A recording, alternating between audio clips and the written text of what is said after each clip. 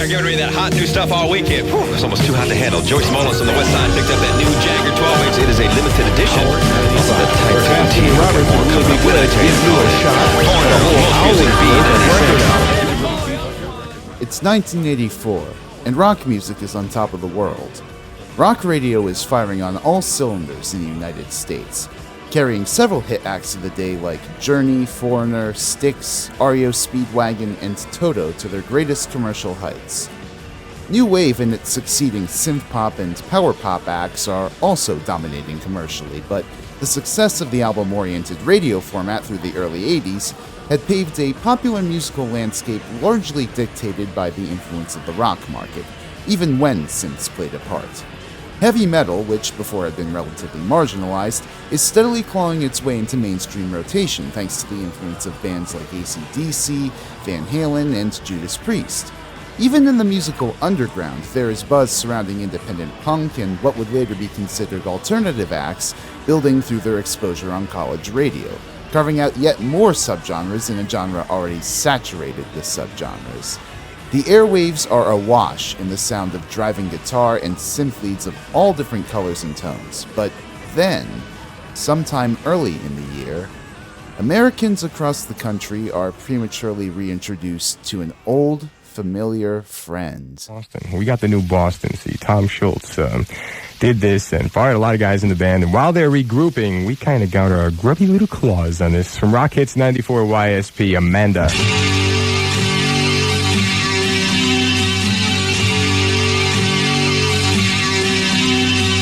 It's not clear exactly how. It's speculated that it happened either through a syndicated satellite feed or a straight-up leaked reel-to-reel tape from the studio. But for the first time in 6 years, a new song from Boston was broadcast over the airwaves, and people were eating it up. There are people across the internet in the years since who have fondly recalled the surprise premiere they so happened to catch in the wild, an earnest power ballad titled Amanda. In fact, if Boston's then manager Jeff Dornfield is to be believed, it quickly became the #1 most requested song in stations across the country.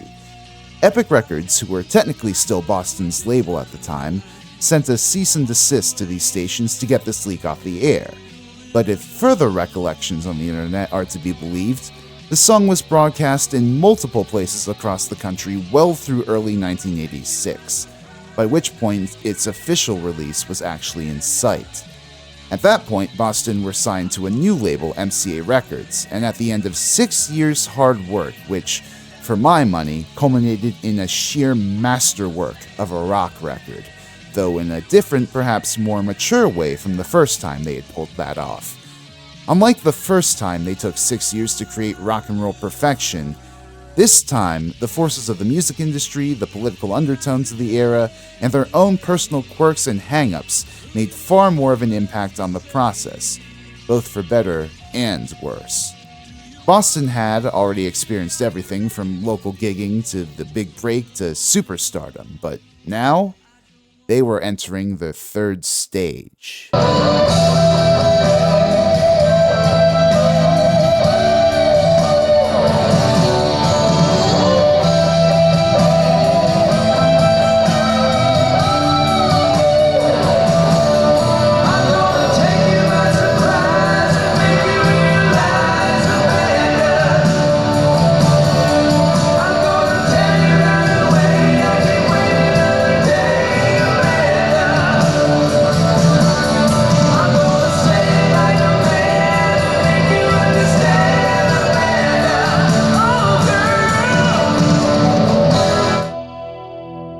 Hello all! Rizzy Orengi here, your music-obsessed virtual catboy back with yet another deep dive into rock music history. At last, after spending a good chunk of the previous year on a modern band that I adore but most of my fans are indifferent towards, I've decided that for this year, I'm going to once more be covering more stranger-than-fiction tales from some of the most popular classic rock bands of the 70s and 80s. First up, we're talking Boston, and I've been wanting to make this video in some form or another since even before I began making video essays in 2022. Exactly why I'll discuss later, but ever since I first heard this album, I knew it was something more than the middle child in Boston's discography like everyone seems to think it is. Like, the popular consensus over the long arc of Boston's career is like Boston and Don't Look Back. Great, fantastic records. Third Stage is fine, Walk On, Corporate America, Love, Life, and Hope. But I would seriously argue that Third Stage is on par with the first Boston album in terms of the sheer attention to detail given to its every aspect. And what's more, the reasons why are even more layered with historical, musical, technological, and even political context than I would have ever expected going into this project. To me, Third Stage is many things. It's an album that takes a look at emotional maturity in a more honest, forthcoming way than other arena rock albums of the period. It's another undeniable AOR-ready hook machine from back to front with brilliant production. It's a masterpiece of analog recording technology in such a way that makes you nostalgic for a time when album production wasn't learning a million different plugins and navigating quantization errors. But more than anything else, it is the story of an artist's creative vision fully coming to life, in spite of the negative forces surrounding them. Third Stage, in the first place, is a culminating moment in the life of a certain...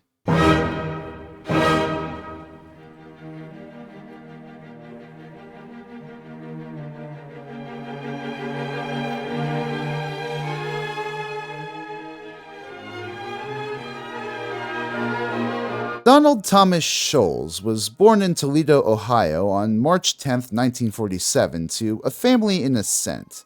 His father, Don Scholz, was a home builder who elevated the Scholz family into a comfy upper-middle-class life through his establishment of a prefab mansion construction business. While initially Tom was raised in a blue-collar Toledo neighborhood, the success of the family business caused his folks and him to move to Ottawa Hills, which to this day is still described as one of the best places to live in Ohio. I mean, it's Ohio, so take from that what you will, but, objectively speaking, Ottawa Hills is a small community for the affluent. Golf clubs, businessmen, and the high life surrounded the young Scholz, but something about it always rubbed him the wrong way. He was far more of an inward-facing kid, finding solace in mechanical tinkering and listening to his parents' classical music records on hi-fi. This love of classical music was really core to Scholz's youth and would develop as his parents took him to the Toledo Museum of Art to see classical music concerts and fun piano lessons for their boy. Composers from decades, centuries past like Rachmaninoff, Tchaikovsky, and Beethoven were the soundtrack to the young Scholz's life as he grew and came to attend Ottawa Hills High School. One of the best schools in Ohio, again, even to this day, it introduced him to another lifelong love of his, basketball, and set him up well for his application to the Massachusetts Institute of Technology, which he ended up getting into. This brought him, in 1965, to Boston. The city, I mean. The band's not till further into the timeline. Scholz was well prepared for MIT, where he planned to major in mechanical engineering. As he expressed to the Toledo Blade decades later, he apparently essentially learned the freshman MIT physics curriculum in his senior year at Ottawa Hills, which allowed him to coast for a bit and indulge in his love of playing basketball for MIT's team, until the Alcindor rule banned dunking, Scholz's favorite part of playing basketball. Believe you fucking me, y'all, there's far more intersection between basketball history and the history of Boston than I ever expected going into this, so just strap the fuck in. But more importantly to Scholz's personal growth at this time was his exposure, at fucking last, to good old rock and roll music, in the form of bands like The Kinks, The Who, The Yardbirds, and later Cream and Led Zeppelin.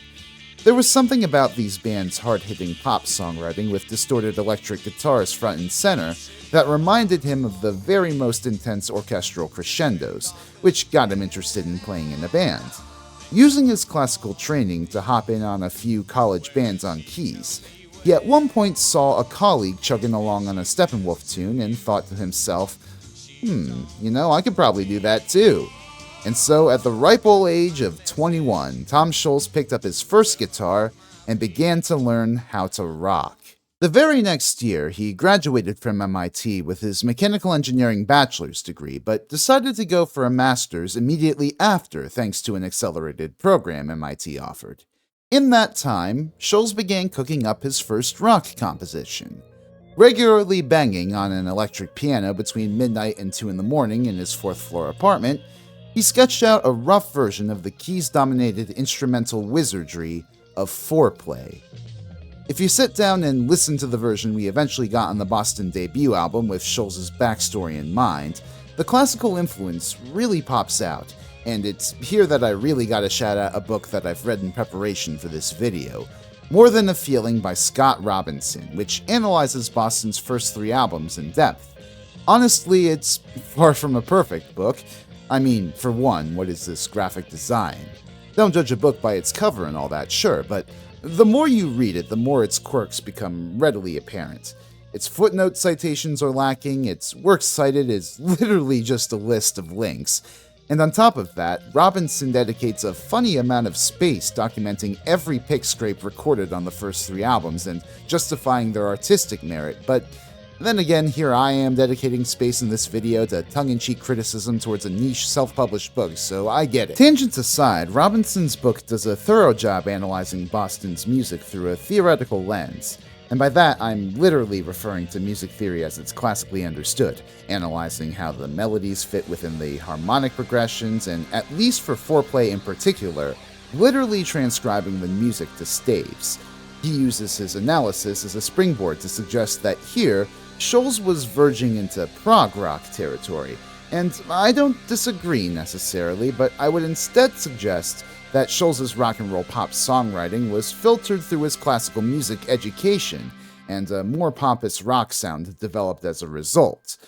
Rather than intentionally composing side-along epics mimicking tone poems or symphonies like other prog rock acts did, Scholz was far more excited about composing damn good rock songs that moved him as equally as the best Yardbirds and Beethoven. After receiving his master's in 1970, Scholz would remain in the Boston area and come to work for Polaroid in their Cambridge headquarters, where he would make a decent living as an engineer and in fact go on to help develop the audio tracks for an instant movie film system. He settled out in the suburbs, buying a house in Watertown with his college sweetheart Cynthia Hartford, whom he married in October 1971. As for his musical ambitions, he took to mostly playing part-time in local bar bands on keys at this time. However, he soon found a partner in crime in the form of drummer Jim Mastier, who was also approaching music from a part-time perspective and was keen to help develop Scholz's idea of the perfect rock song. Scholz, buoyed by Mastier, would then start the construction of a basement studio in his home, using his engineering connections at Polaroid, as well as his own scientific experimentation, to determine the sort of gear he would need to accurately reproduce the sounds in his head. And I just want to pause here to emphasize that this was not fucking normal in the early 70s. Nowadays, we live in the world of Mac DeMarco, Kevin Parker, and Steve Lacy, where amateur bedroom musicians can pull up a DAW, set up some programmed loops, record for hours on end, and then after some mixing made simple through good plugins or UI design, boom, they've got a record. Back in the fucking 70s, though, it was an endeavor requiring artists to either rent out their own studio or invest thousands of bucks in heavy analog recording equipment, possibly renovation costs, to build their own studio in their house. This was the route that artists like Brian Wilson, Emmett Rhodes, Paul McCartney, and Todd Rundgren took to varying degrees of commercial success in the late 60s and early 70s.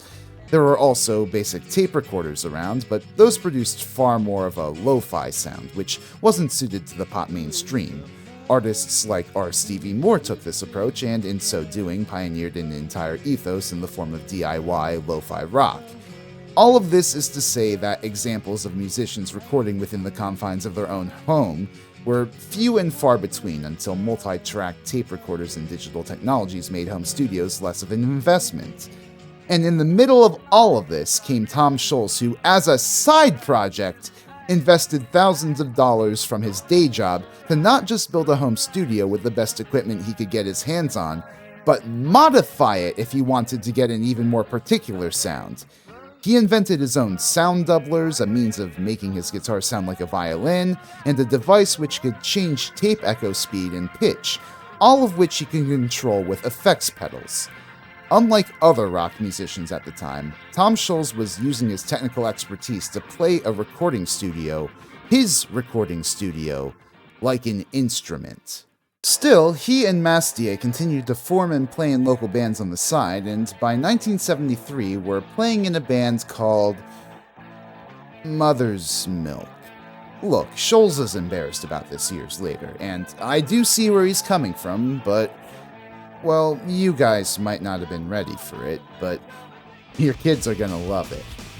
Mommy's Milkies never really made it anywhere, but what's most notable about it is that it was the earliest incarnation of what would later become the Boston Live Band. Barry Gaudreau, a local guitarist who had previously played with Scholz and Mastier, joined the two once again, but the band's vocalist came completely out of the blue. Bradley Edward Delp, or Brad as he was more casually known by, was a former factory worker from Danvers who was also a weekend warrior in bands around the Boston circuit. There are conflicting accounts of how he actually reached Mother's Milk. One article claims he got in via audition, another that sometime beforehand, Barry Gaudreau, who'd played with Delp in past bands, introduced the vocalist to Scholz, who was in need of someone with pipes for his demos. Regardless, Delp quickly found himself on board with Scholz's whole operation. As he later recalled about the night he went to audition for them, "When I walked into the club, they were playing covers like the Grateful Dead song Casey Jones and Green Onions, the old Booker T and MG's song. The singer had left, so I don't know who the original guy was. The thing that impressed me about them, talking with them after the gig, was the fact that they had been in a local studio and actually done a demo. In all the bands I'd been in, I'd never been in a studio up until that point.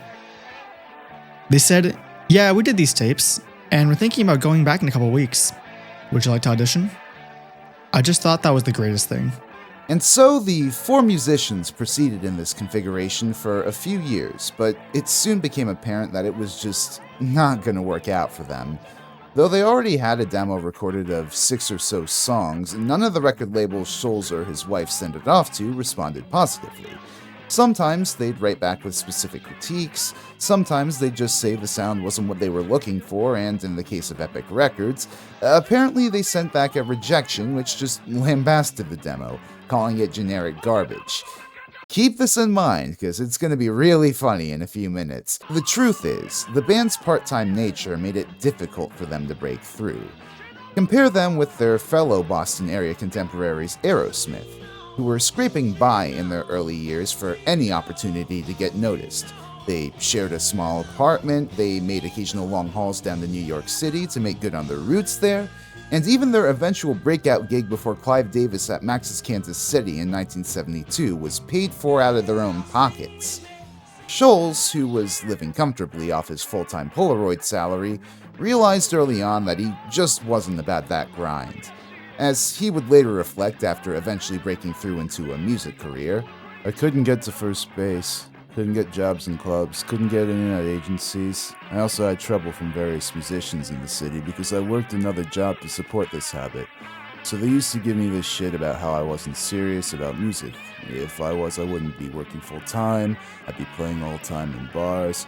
I tried it a lot for several years and I wasn't getting anywhere. I mean, not even a little bit.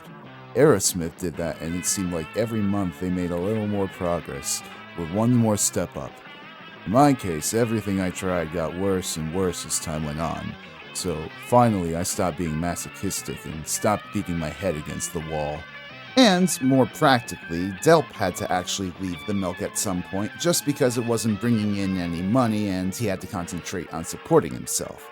Scholz decided then that he would concentrate all his efforts on making his demos perfect, retreating into his home studio and tinkering with his tapes even further. We're talking literal hours he'd spend down at the console listening for imperfections in order to make the most sonically powerful, pleasing rock records he could.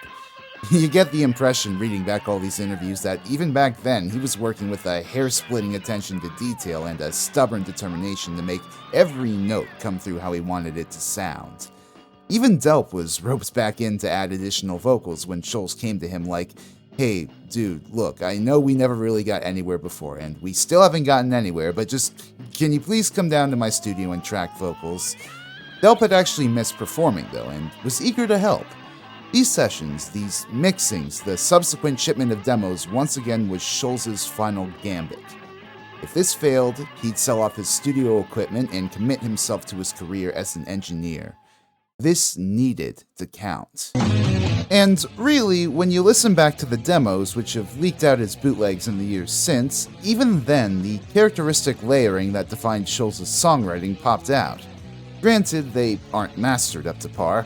I mean, they leaked via bootleg. I highly doubt Scholz would have been satisfied enough to release them to the public in this state. But there are all these little sonic and melodic tidbits woven throughout, which went on to appear on the debut album pretty much verbatim.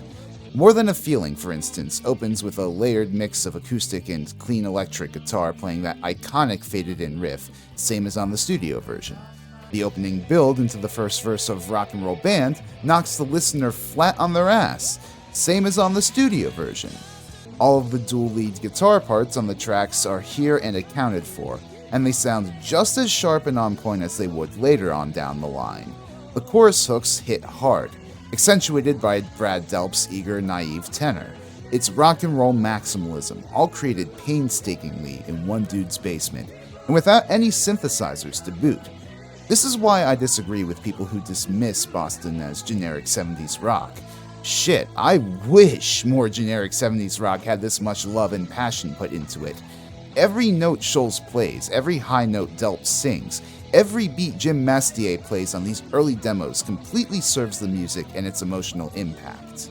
The only problem was getting someone in a high place to agree. And as I said, Scholz was engaged in one final mailing campaign to major labels across the United States for most of 1975. But then, one day, out of the blue, the most chance connection bore fruit. See, Scholz had given one demo tape to his colleague at Polaroid, who had a cousin that worked at ABC Records, but didn't actually send it to ABC until Scholz got a call that ultimately went little elsewhere from Columbia Records at work one day. That demo tape then just kinda sat at ABC for a few months until, by pure happenstance, Charles Mackenzie, a New England representative for ABC Records, overheard his coworker playing it and then, captivated, contacted his friend and experienced promoter Paul Ahern excitedly, saying something to the effect of, "You know that new sound you've been looking for? Well, listen to this!" Ahern then set about both getting in touch with Scholz and convincing a record label to give him a proper look over. That label? Epic Records. After no doubt eating crow, the executives at Epic ultimately decided to give Scholz's band a shot after a proper audition, which...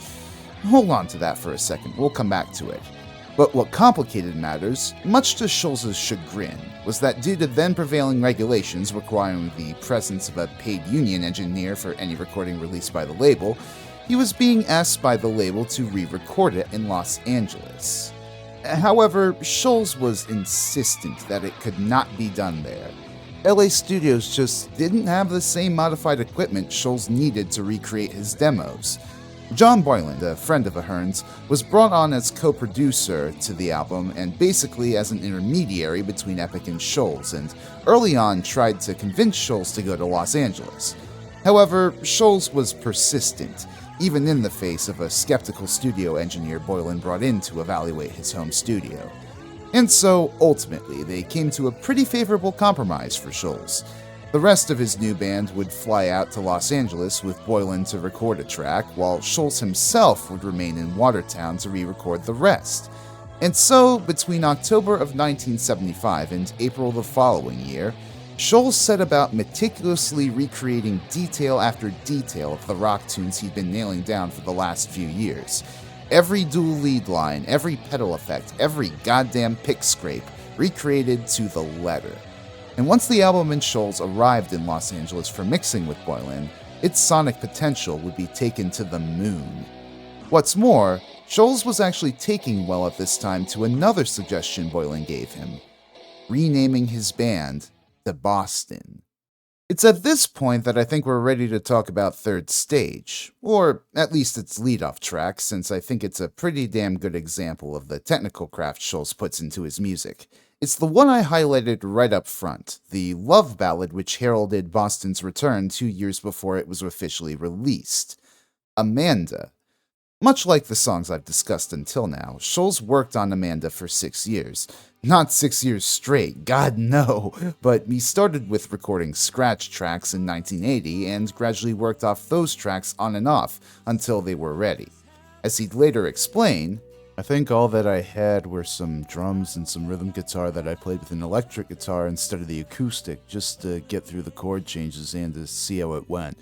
I played that little lead electric part after the second chorus, doing it in a hurry as I was running by, and I decided that it was exactly the way I wanted it. I then had to go back and play all the other parts and keep everything in exactly the same place to match up with that one track that was not going to change." And what Scholz layered over top of it is immaculate in its craft, made all the more impressive by the fact that even in the middle of the synth-soaked 80s, he refused to use synthesizers.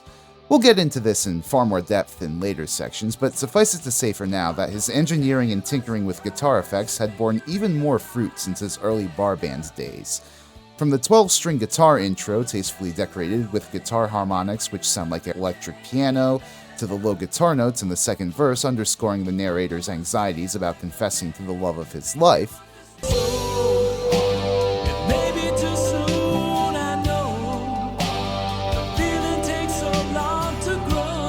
there are all these subtle details in Amanda that reinforce the song's inward-facing emotion. But when it hits the power part of the ballad, it totally reaffirms Boston's place in stadiums around the country. The dual guitar bit before the second chorus is a particular highlight, as are the astronomical soaring full notes in the bridge towards the end. The other element that heightens Amanda is the crisp, eager vocal harmonization of Brad Delp.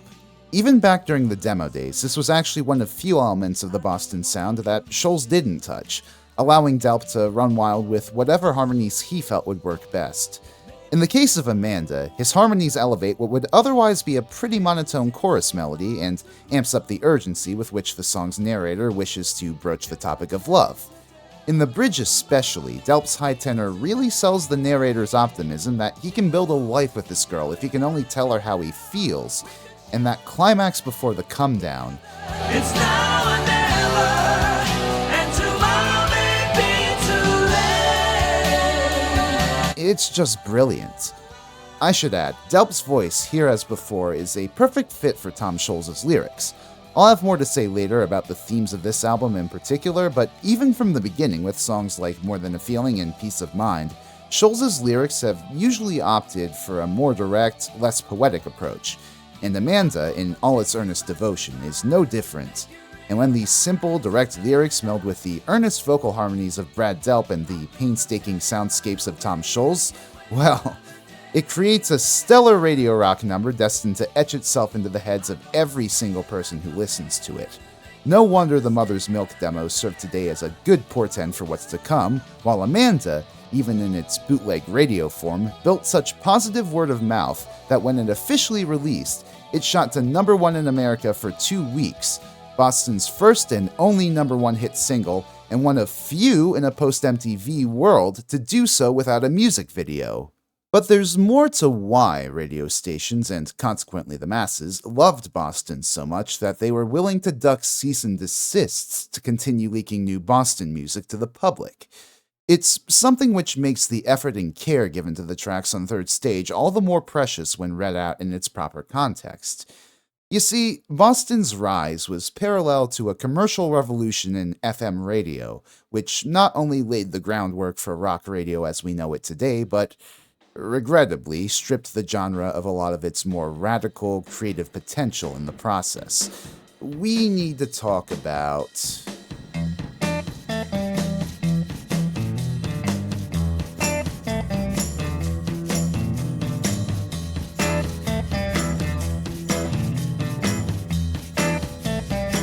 In July 1964, just before Tom Scholz's senior year of high school, a landmark decision was made by the U.S. Federal Communications Commission to forbid AM radio stations from rebroadcasting their content on their FM stations serving over 100,000 people for more than 50% of those stations' airtimes. These stations were able to pressure the government into holding this decision from going into effect until 1967, but Even so, a massive hole in programming opened up that these AM broadcasters now needed to fill on FM. Because of how expensive it was to come up with their own programming, most AM stations largely abandoned these spaces, and in stepped the counterculture to fill the void. Tom Donahue, a San Francisco-based record producer, concert promoter, and radio DJ whose finger was practically on the pulse of the flowering hippie movement, fired off the opening salvo of a new movement in radio when he published a tactful screed against top 40 AM radio titled AM Radio is Dead and its Rotting Corpses Stinking Up the Airwaves. He followed this up by taking over local foreign language station KPMX to institute a new freeform means of programming, which instantly proved successful. So successful, in fact, that he'd later bring his programming to KSAN, also in San Francisco, and KPPC and KMET, two FM stations serving Los Angeles. Media conglomerate Metro Media, seeing Donahue's success, began instituting his freeform programming elsewhere in the country, beginning with WNew in New York.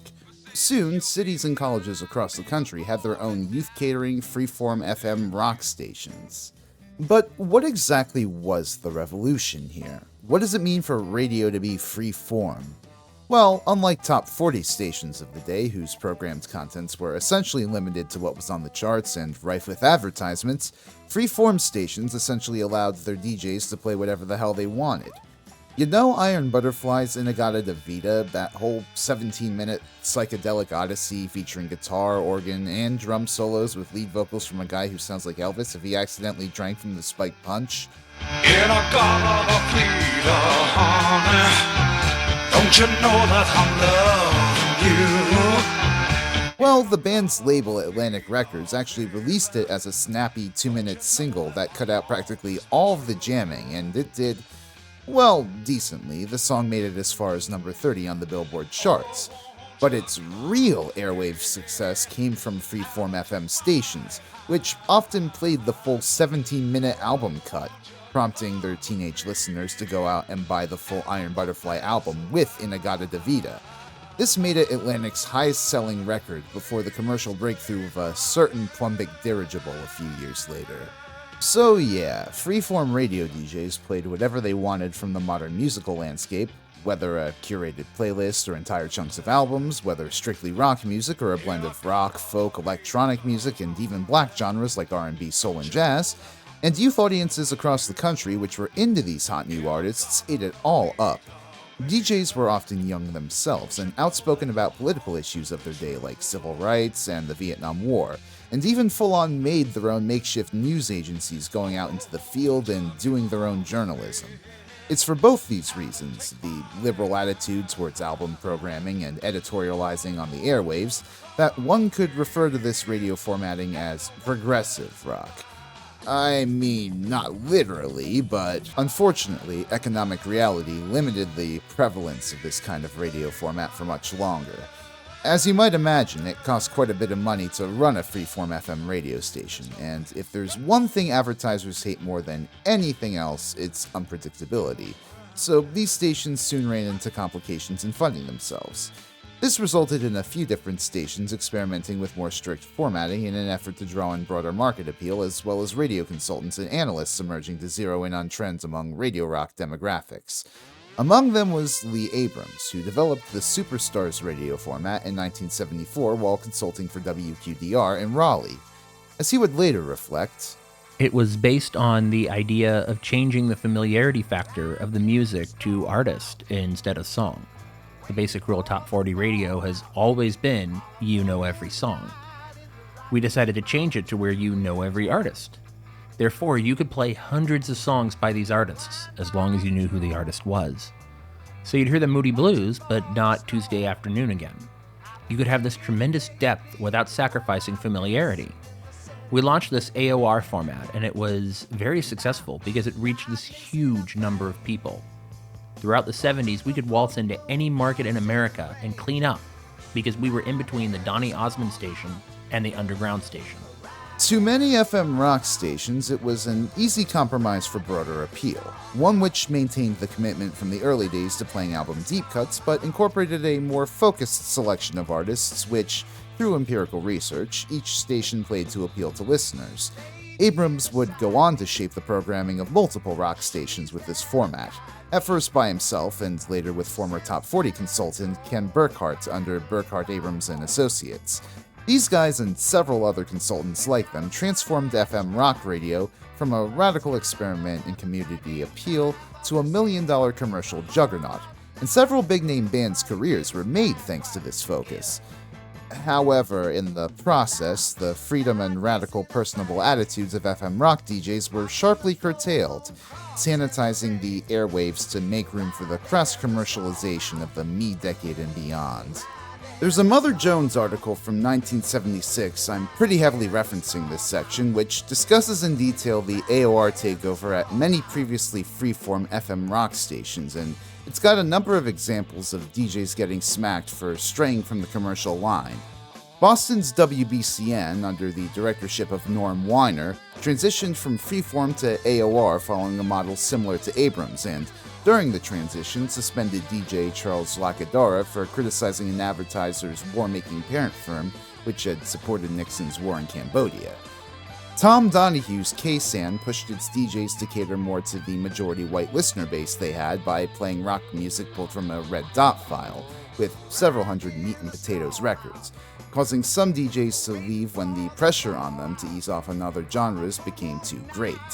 Metro Media, who owned K-San, regularly fired broadcasters for expressing sympathy in words or deeds with radical political groups like the Black Panthers. It got to the point where, by the late 70s, Burkhart Abrams would be giving DJs pointers on how to interact with their audiences, down to the specific slang they used. And Abrams was talking about how they strove for a balance of personality and market-refined professionalism in DJs.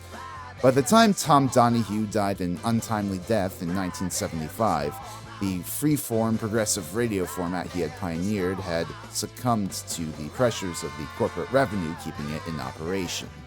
As he so bluntly put it in years prior, if you get in bed with the devil, you better be prepared to fuck. In the middle of this changing media landscape dropped the first Boston album on August 25, 1976. Paul Ahern and Charles McKenzie, now the band's managers, spent the weeks leading up to its release aggressively promoting the album to radio programmers across the country, and especially its upcoming lead single, More Than a Feeling. Though the album got a boost initially from AM stations' adoption of More Than a Feeling, AOR DJs across the country took to the whole album like broadcasting crack. It makes sense when you think about it, like practically every tune on the album is catchy, crowd-pleasing, and polished to an insane degree where it feels like any one of them could be a single. Nothing about it is controversial or radical in the slightest. In fact, the whole reason its album art is the way that it is because Scholz saw his music as an escape. Consequently, the album took off in markets across the country. 3 weeks after its release, it went gold. 3 months after its release, it went platinum. Nearly a year after its release, it had sold 3 million units and was still shifting 100,000 a week. I need y'all to understand, these were unprecedented numbers for a rock album, let alone a debut album from a hitherto unknown rock group from Boston. It was just a fun, technically tight, rockin' rollin' album that captivated Americans and, in the process, shifted the ground underneath it. Scholz was just as shocked as anyone else at its broader success, but overjoyed. He's recalled in many interviews the surreal experience of hearing More Than a Feeling on the radio for the first time when it came on a colleague's set as he was working at Polaroid one day. So successful was the album that he was able to take a leave of absence from Polaroid in the fall in order to tour with none other than Black fucking Sabbath. It may seem insane to us that he be clinging to his day job while the album was soaring, but to be fair, he didn't want to quit just to be a one-hit wonder. By the time the album was a platinum seller, however, it was enough to convince Scholz to leave Polaroid and pursue a career in music full-time. In the decades since, I've no doubt that he's become aware of the effect FM rock stations had on bringing his album to the forefront of American popular music consciousness, with how many press outlets and internet comments have made that observation. Along similar lines, Dan Daly of Mix Magazine once said of More Than a Feeling that it was a pivot in American rock's transition from blues-based proto-metal to what would become a decade and a half's worth of power pop. And I largely agree with that point in its framing. Because, in truth, there was a darker side to Boston's runaway success and the effect it had on the music industry, and it has partly to do with this erasure of the blues. Now, before we go onwards, I want to lay down a few disclaimers. No, liking classic rock music of the 70s and 80s does not make you a racist. No, not every white person listening to rock radio in the 70s was a racist. I have to lay those cards down on the table up front, I think, because I've got quite a few funny comments on my second Fall of Kiss video about my analysis of the popular backlash to disco, accusing me of distorting the musical dynamics of the late 70s to satisfy the woke agenda. A lot of them are all like, well, I grew up at that time and had friends and we all said disco sucks and not a single one of us was racist or homophobic, so clearly you're reading politics into this that weren't there. And just, oh honey, oh you sweet summer children. Sure, growing up back in the 70s, you may have been shielded from them, but these so-called politics have always been there. They were just being discussed in places your little Miller Lite and pot-addled mind wasn't aware of. The truth is, as radio rock evolved from free-form formatting to AOR, it left black genres and consequently audiences by the wayside.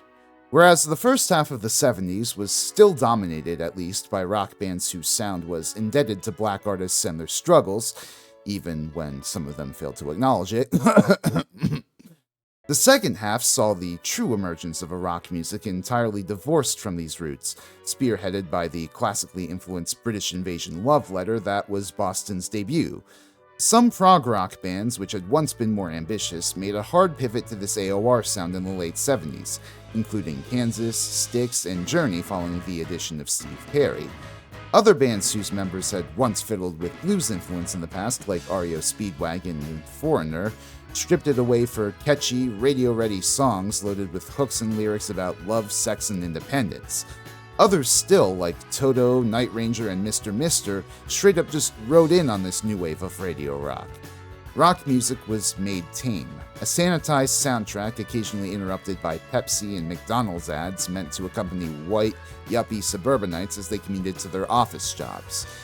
And in multiple markets, the programming of this music necessarily meant that black artists, even the increasingly few who were still following in the footsteps of Chuck Berry, Little Richard, and Jimi Hendrix, had to be dropped. An article in Cashbox published in late 1978 noted the virtual disappearance of black music on AOR stations over the past few years.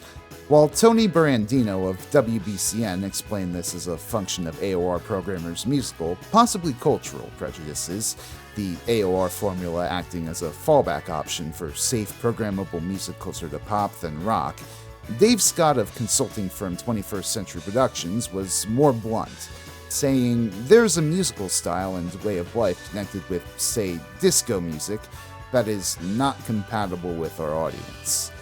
And, okay, sure, perhaps you could argue that AOR listeners in most of the country were not comfortable with the encroachment of more black and or queer-coded genres like disco.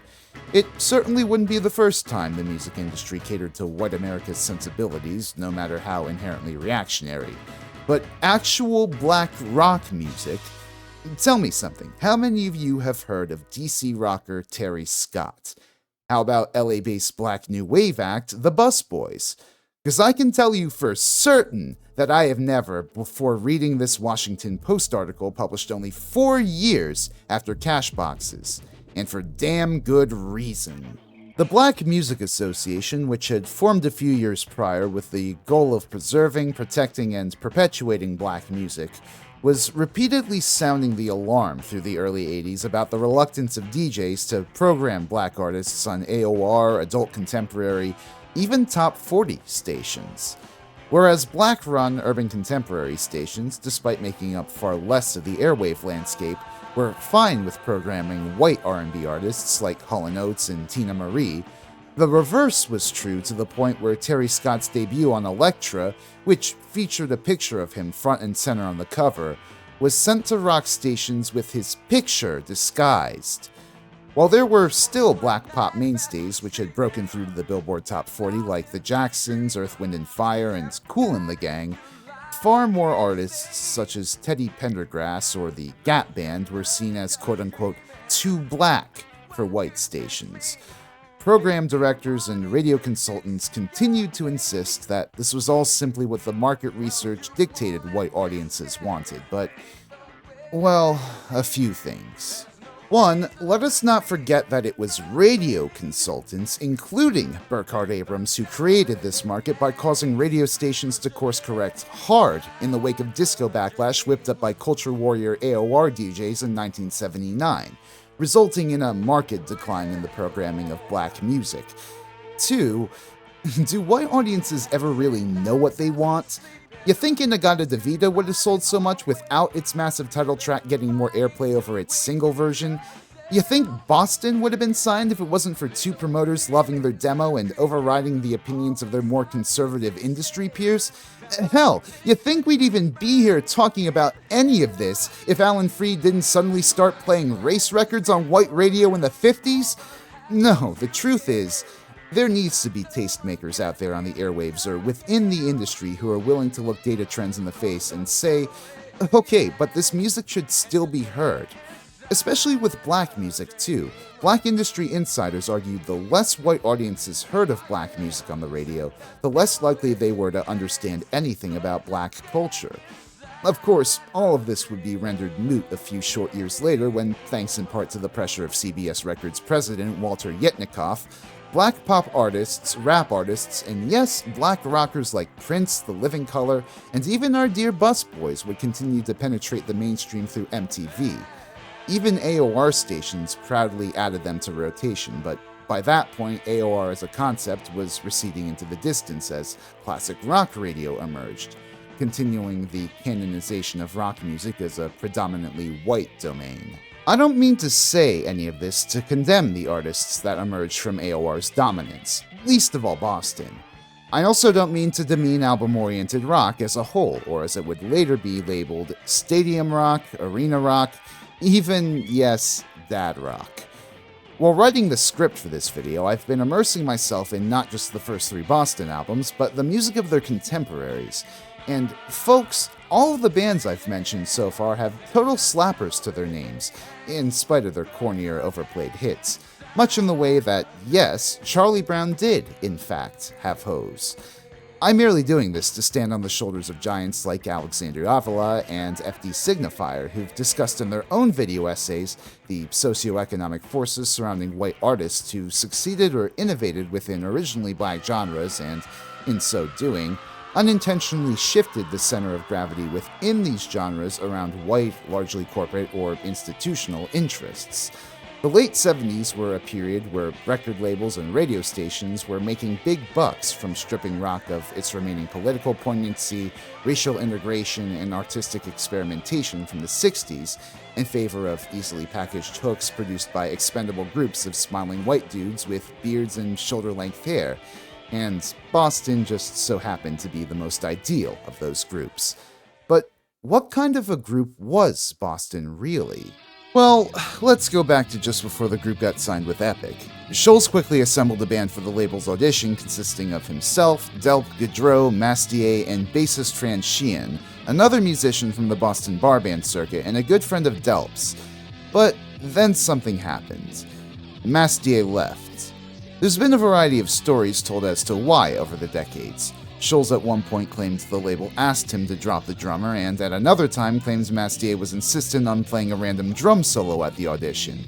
And Delps even said that Mastier was apparently losing interest in drumming at the time, which, well, put all that aside for later. Regardless, the band quickly replaced him with short-lived drummer Dave Courier, who was himself replaced with another Boston local, Sib Hashian, after the audition. It was this lineup which recorded parts of the debut album in Los Angeles with John Boylan, appeared photographed on the album's gatefold, went on a number of wildly successful tours, and even played a game of charity basketball once in 1978. Notably though, they weren't the band on the contract. Technically, it was just Scholz and Delp who signed to Epic under a yet unnamed project, since they were the ones who wrote the stuff on the demo. Naturally, the other three wanted more of a say in the band's future, despite the relative non-involvement in the demos. There's a great article Cameron Crowe penned back in the day for Rolling Stone following the band around during the making of their second album, and apparently Gaudreau, Sheehan, and Hashian were at the point of trying to record their own demos for Scholz. Spoilers though, they received no songwriting credits on the next album, and didn't get many opportunities to play on it either. Well, outside of Hashian, which we'll talk more about later. Scholz did extend an olive branch at some point and conceded to giving at least Gaudreau 20% of royalties on the first and second albums. There may have been other paperwork with the other band members at some point, as Cameron Crowe notes in his article in a lengthy anecdote. Scholz was not just feeling pressure here, but from Epic's advertising painting him as some sort of technological wizard, while, in his eyes, downplaying his musicality. And there was a woman who wrote for Newsweek who interviewed me about the first album. And right at the beginning of the article, she says, Scholz denies that it was done on a computer. But, I think, how dumb can you be and be writing for Newsweek? I said, if I could do that in 1975, I would be a billionaire. It wouldn't have mattered if I knew how to do that on a computer in 1975. Nobody could do it. However, it all kind of faded into the background for Scholz, or at least he wanted it to, as he worked on the mammoth task of following up his first shot at perfection. Epic Records, under Walter Yetnikoff's CBS, mind, increasingly got antsy for the follow-up.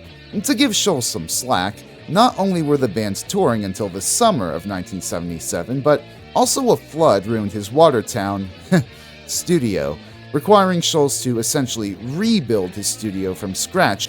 The label, and even the radio stations which had championed the debut, were breathing down Scholz's neck waiting for that next album. Still, even with a few ideas already on the table and another few quick assemblages in the studio, Scholz's perfectionist nature drug the process out well into the summer of 1978, by which point someone, either someone from CBS or as Scholz would later accuse, a Hearn, took the master tapes as they were from Scholz's studio and prepped that for release. Roughly 2 years after their debut record, a long gap in releases for the time, Boston's follow-up, Don't Look Back, released. Now, Don't Look Back is a good album, great even, built with the same sort of sonic precision which defined the first album. The only thing is, it very much is just a retread of the first album sonically, and Scott Robinson has a great breakdown in his book as to why.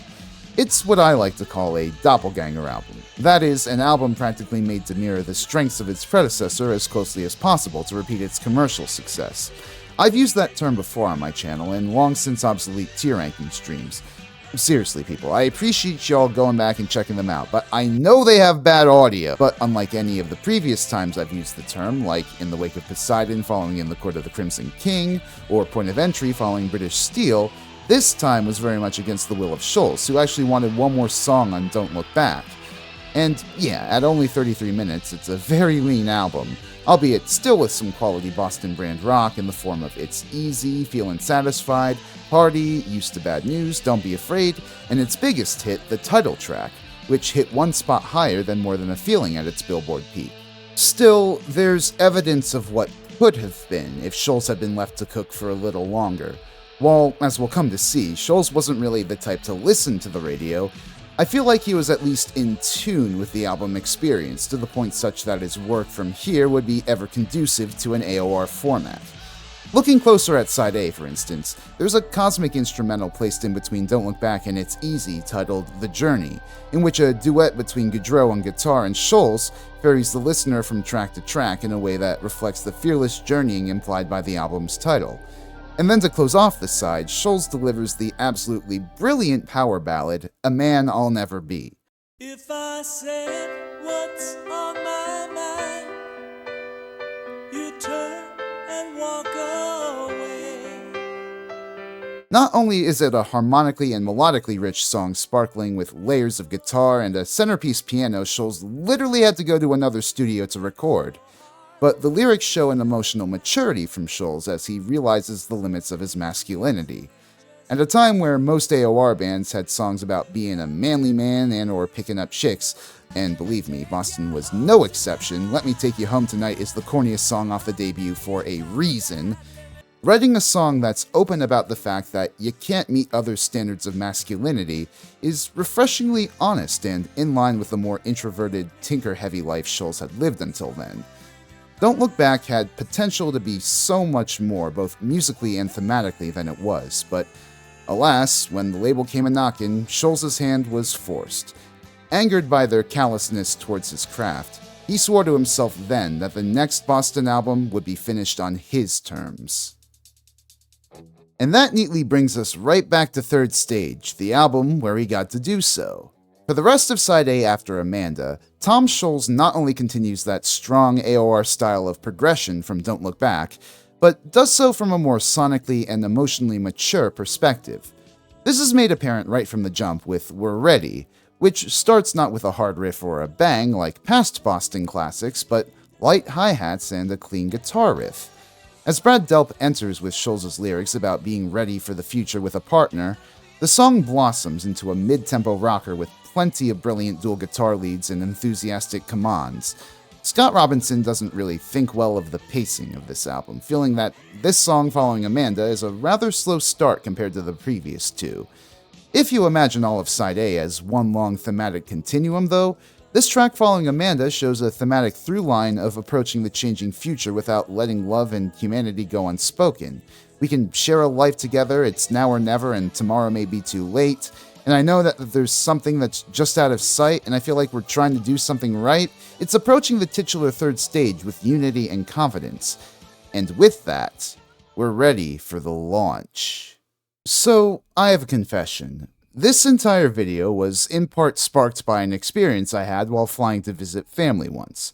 My cousin had given me a catnip-infused fudge block that I swallowed before passing through security, and when I boarded the plane and started fiddling through the entertainment screen in front of me, I noticed they had a music library. Curious, I plugged in my headphones and found Boston's Third Stage on there. I was like, yeah, okay, that might be cool, I know Amanda. So when the plane was starting to steer onto the runway for takeoff, I started the album, and, it's good, but around the end of We're Ready, the plane was in place and ready for takeoff, and the catnip was beginning to activate my neurons. And then, just as the plane begins speeding to an ascent, Tom Scholz's guitar comes rippling through my brain, thundering drums accenting him all the way. The song, the plane, and my mind climbed higher and higher and higher as the ground beneath me shrunk into a diorama and then disappeared beneath the clouds above. I was locked into and awed with the sonic temples Tom Scholz built towards flight, such that his album covers had always represented. And also eager for us to be at altitude so the stewardess could give me munchies. Seriously, the launch is a sonic masterpiece of a recording. All done analog, all without the use of synthesizers. The launch sound effect you hear at the end of the track was made with a Vox tone bender with a faulty, or perhaps modified, transistor. Funny enough, Scholz would later recount getting in his own head while recording the track and thinking it came off as just a bunch of noise. But when he went back and revisited it in the years leading up to Third Stage's release, he saw the brilliance within the layered cacophony. In my mind, second to Foreplay, it is one of Scholz's strongest instrumental compositions to appear on a Boston album. The key constantly changes, the guitar plays licks which run up the neck, and the drums carry themselves with the weight of a military salute as they fire off like cannons. And at the end of everything, the track soars up and up and up in pitch like a rocket engine in ascent, leading brilliantly into the next track.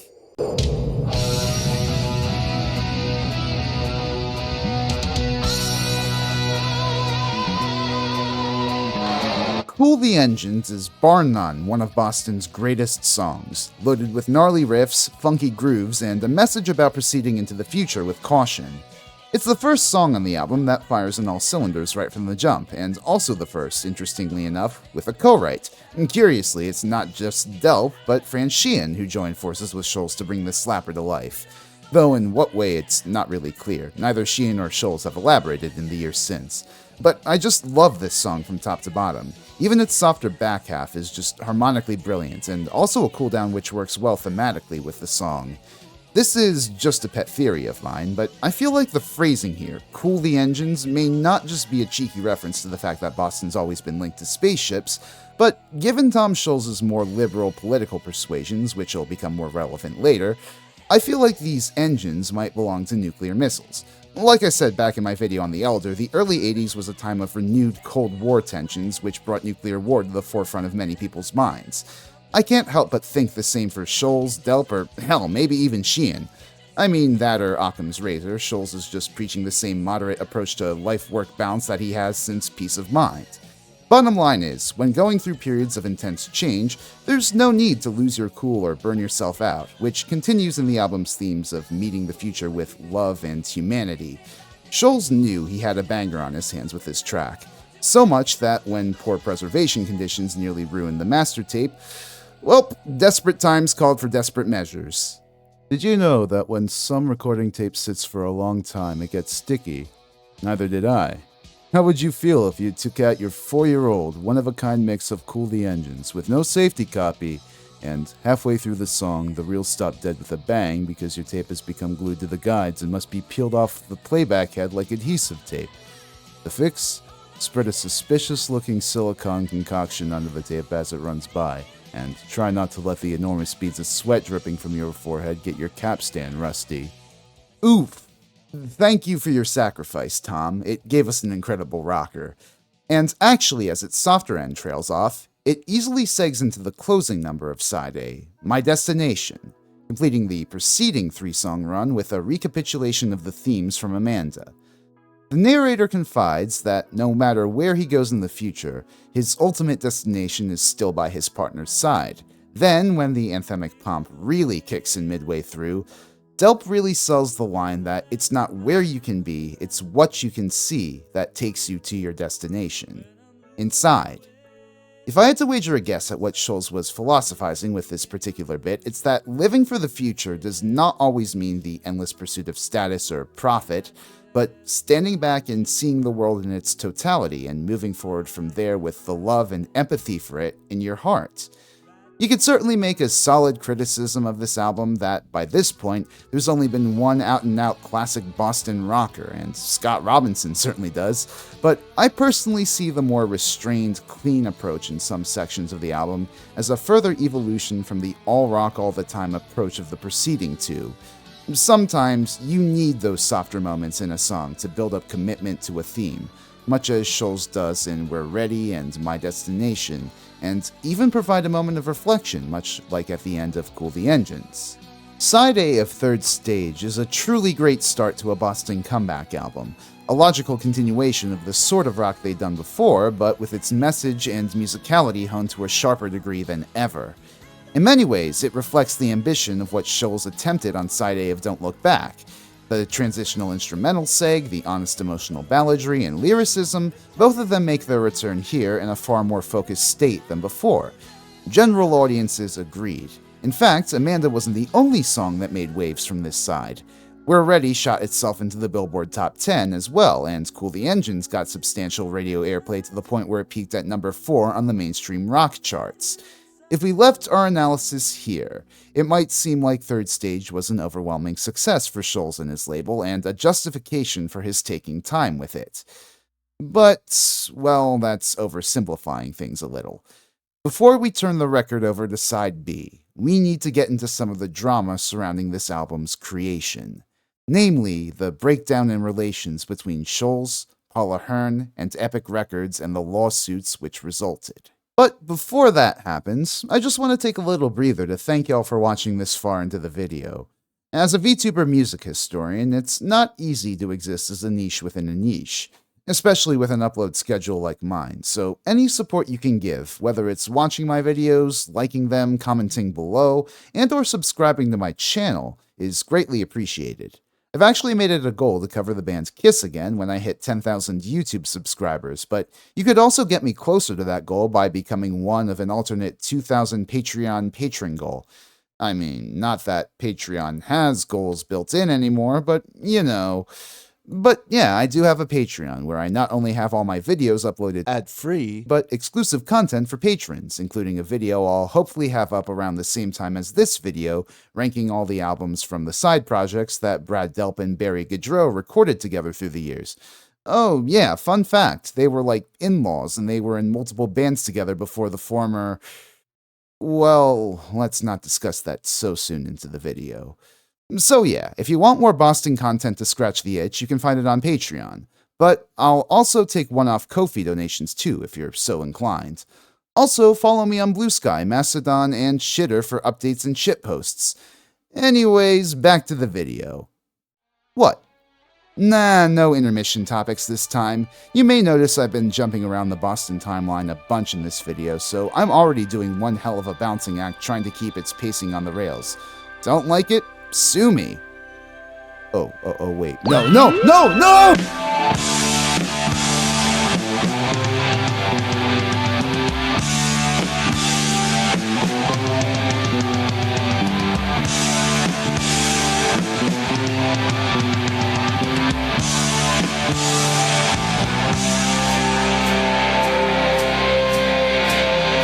At the close of the Don't Look Back tour, Scholz was prepared to produce an album for Boston's supporting act, Sammy Hagar. But Epic Records quickly shot down that idea, and so, dejectedly, he began work on the third Boston album. However, legal tensions which had been bubbling beneath the surface of the band leading up to that point suddenly began to rear their ugly head. So let's talk a bit about Paul Ahern's role in the band by that point. In 1977, Charles McKenzie had dropped out of the partnership the two of them had formed upon discovering Boston after, according to a very colorful anecdote Cameron Crowe got when Ahern literally brought him to an intoxicated McKenzie, the promoter got too untogether after the first tour.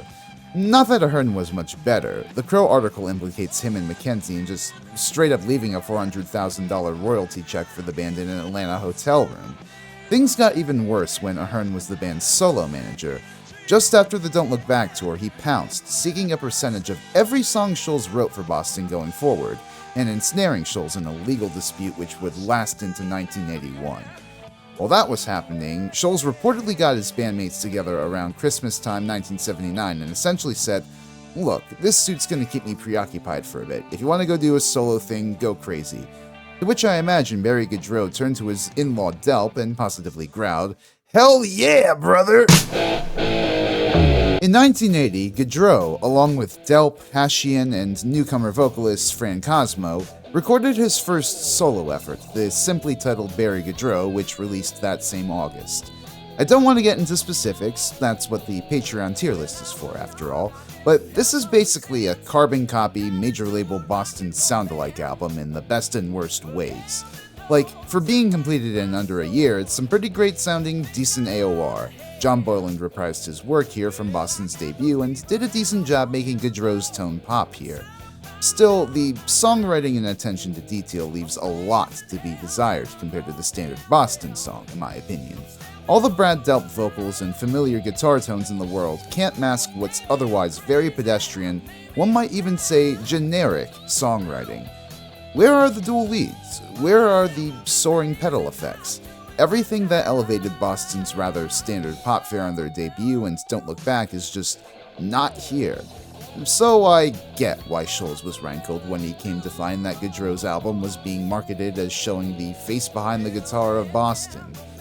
After that, either Tom nagged to Epic about it, or else, their feelings growing increasingly strained with Boston overall at this time, they just stopped promoting it altogether, because in spite of the mild chart success of its lead-off single Dreams, the album was not a success, but, as it would turn out, just a wedge driven between Scholz and Goudreau's relationship. And so for the next few years, Boston trudged on, slowly piecing together side A of their next album. Or at least Delp, Scholz, and Hashian did. Sheehan and Goudreau didn't really contribute too much outside of Sheehan's co-writing credit on Cool the Engines. As the process wore on, though, Goudreau, Sheehan, and Hashian finally grew fed up with Scholz's slow, calculated approach and began leaving the bands one by one. Even Brad Delp found himself pursuing other opportunities at this time, recording for some film soundtrack with Keith Emerson and even helping his in-law Goudreau again with his new band Orion the Hunter. Scholz was fortunately able to temporarily settle his issues with Ahern, reaffirming the manager's right to 18% of the third album's royalties, while at the same time requiring Ahern to account for and pay Scholz his share of royalties for Boston's first 2 albums. Even then, Ahern would abandon his managerial role only a few short years later after this agreement was made, likely around the time Scholz's royalty payments dried up in 1982. Well, I say dried up, but in reality it's less like a drained lake and more like a drained swimming pool. Someone had turned off the spigot, and Scholz was left to float in the draining, isolating refuse left in the wake of his ambition. Of course, it's not hard to see why the payments stopped coming. Epic and Walter Yetnikoff specifically were pissed that Scholz was continuing to drag his feet not once, but twice in delivering to them an album on time. You see, the contract which Scholz and Delp had signed to bring their home recordings to the masses called for them to record 10 albums over the course of 6 years. And now, time was up and he'd only delivered a paltry 2. Scholz had grown to resent this stipulation, feeling it was a clause put specifically in major label contracts to exploit young bands overeager for the limelight at the expense of quality music. As he would apparently put it in a ballsy letter he sent to Yetnikoff after the payments stopped, "Apparently some people at Epic feel I should be punished for my refusal to sacrifice quality and deliver a record that's compromised by haste. In fact, I will never foist a second-rate record on the public to fill CBS's pockets or my own." Just ironclad gonads, seriously. Of course, CBS execs balked at his insubordination and doubled down a week later, deciding to bring him and Ahern to court for between $20 and $60 million over a breach in the 1976 recording contract. Things seemed bleak for Scholz. His bandmates had largely abandoned him, his manager had parasitically wormed his way into more of the band's profits, and now his record label was threatening to sink him for refusing to play by their rules. Thankfully, he always had his tinkering. Recognizing that he'd struck gold with Boston's debut while still working full-time for Polaroid, Scholz had decided to take up a new engineering gig to get himself back in that same workflow for the new album, and in 1980 founded Scholz Research and Development, a music technology company.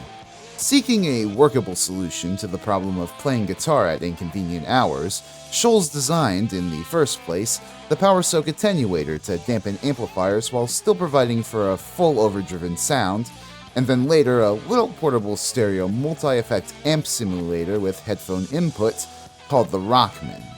Now, full disclosure, I am a drummer, and as such, I am definitely not the person to explain all the ins and outs of why the Rockman was such an innovative little device. However, it was certainly a bold new step in portability for amplifiers along the lines of other portability innovations made since the invention of the transistor, much like briefcase computers or the Sony Walkman. In fact, Scholz knowingly named his device Rockman as a riff on the Japanese cassette player taking the world by storm, and I'd at least argue it had the same impact on big names in the rock biz.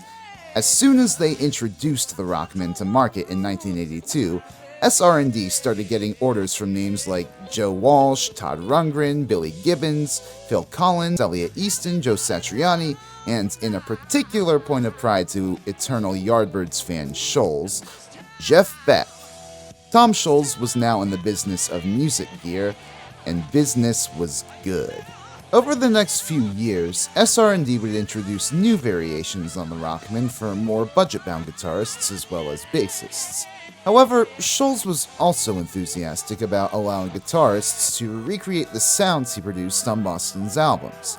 Recognizing the limitations of his small portable box, he developed a series of professional rack-mounted guitar effects called rock modules, which allowed guitarists to attenuate their tone to absurd degrees with amp simulators, EQ, and compressors via direct input when they hit the market in 1986.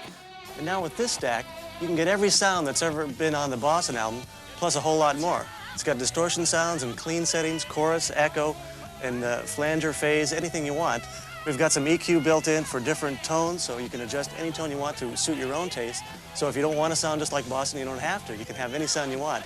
But the beauty of it is that you can get any sound at any volume. You don't have to be on 10 to make it sound like you're on 10.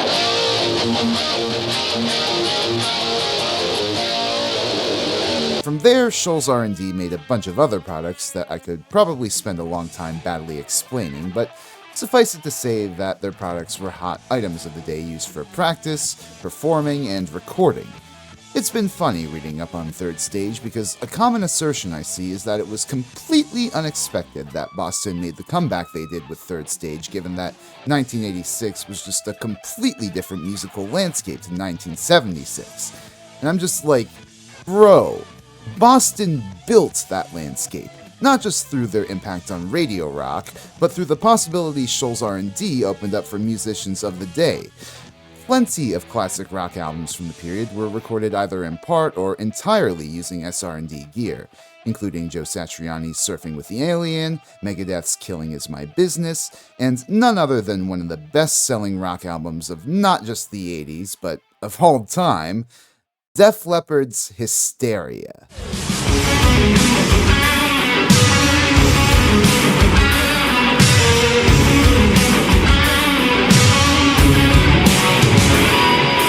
That's right, all of the guitars recorded for one of the albums that defined arena rock in the late 80s were played through Rockman gear invented by that one reclusive dude from Boston. The guitarists of Def Leppard, in fact, opted for Rockmans over traditional amps because of the album's layered guitar arrangements and the difficulties of bouncing them properly over drums and vocals. In fact, the influence of Boston on Hysteria was more than just technical. Phil Collen would later respond when asked if the Boston sound was an inspiration on Hysteria's layered approach. Oh, absolutely. Big time. You listen to More Than a Feeling, and then some of the stuff we were doing, and it's almost like part two of that, if you like. Boston had incredible vocal sounds, and the guitars were great. A Boston record is so well recorded, and it does everything it's supposed to. At the end of the day, it wins all around. That's what we were trying to achieve. So, essentially, even when he hadn't put out a record in years, Tom Scholz was making his impact felt throughout contemporary rock, both in the musical legacy he'd already left and the gear he was now inventing and mass-producing. Ultimately, it was this legacy which kept him buoyed over the next few years as the CBS lawsuit tied him down. Using the money he earned from Scholz R&D, Scholz hired entertainment attorney Don Engle to represent him in his case against CBS. Together, they countersued CBS for $15 million, but as that moved through the courts, Scholz began shopping his record around to a new label. And, well, this is just a theory, but this was around the time that Amanda first leaked onto the airwaves, and its Flashpoint success before it got pulled by CBS could serve as a pretty damn good bargaining chip for contract negotiations. So I'm not saying Tom Scholz pulled in a Hearn with his own demo tapes, but by the summer of 1984, Scholz, Engle, and Boston's new manager Jeff Dorenfield were in negotiations with MCA Records to release the third Boston album. Unfortunately, CBS heard about this through the grapevine and brought another round of suits against Scholz, Engle, and MCA Records in August. In the first place, slapping them with a cease and desist and demanding $900,000.25 of any copy of the third album sold if MCA still signed them, but also suing Engle directly for negotiating with MCA, which the district judge promptly threw out and angered Engle into his own countersuit, which... Okay, look, this quickly spiraled into years worth of legal drama revolving around this damn band that I'm only just scratching the surface of. I'm no lawyer, not even a simple country one, so I confess that while I've been reading a bunch of contemporary articles about these cases, even sometimes the actual legal rulings themselves, it's been harder for me to make sense of what happened when and why than usual. Frankly, I'm just stunned at the sheer greed-fueled anger CBS had for Scholz. They sued him for tens of millions because they believed that the music he was taking his time with cost them roughly that amount, and then added to it when, surprise Pikachu face, their hassling attitude with Scholz prompted him to take his business elsewhere. Thankfully, courts didn't quite see things CBS's way.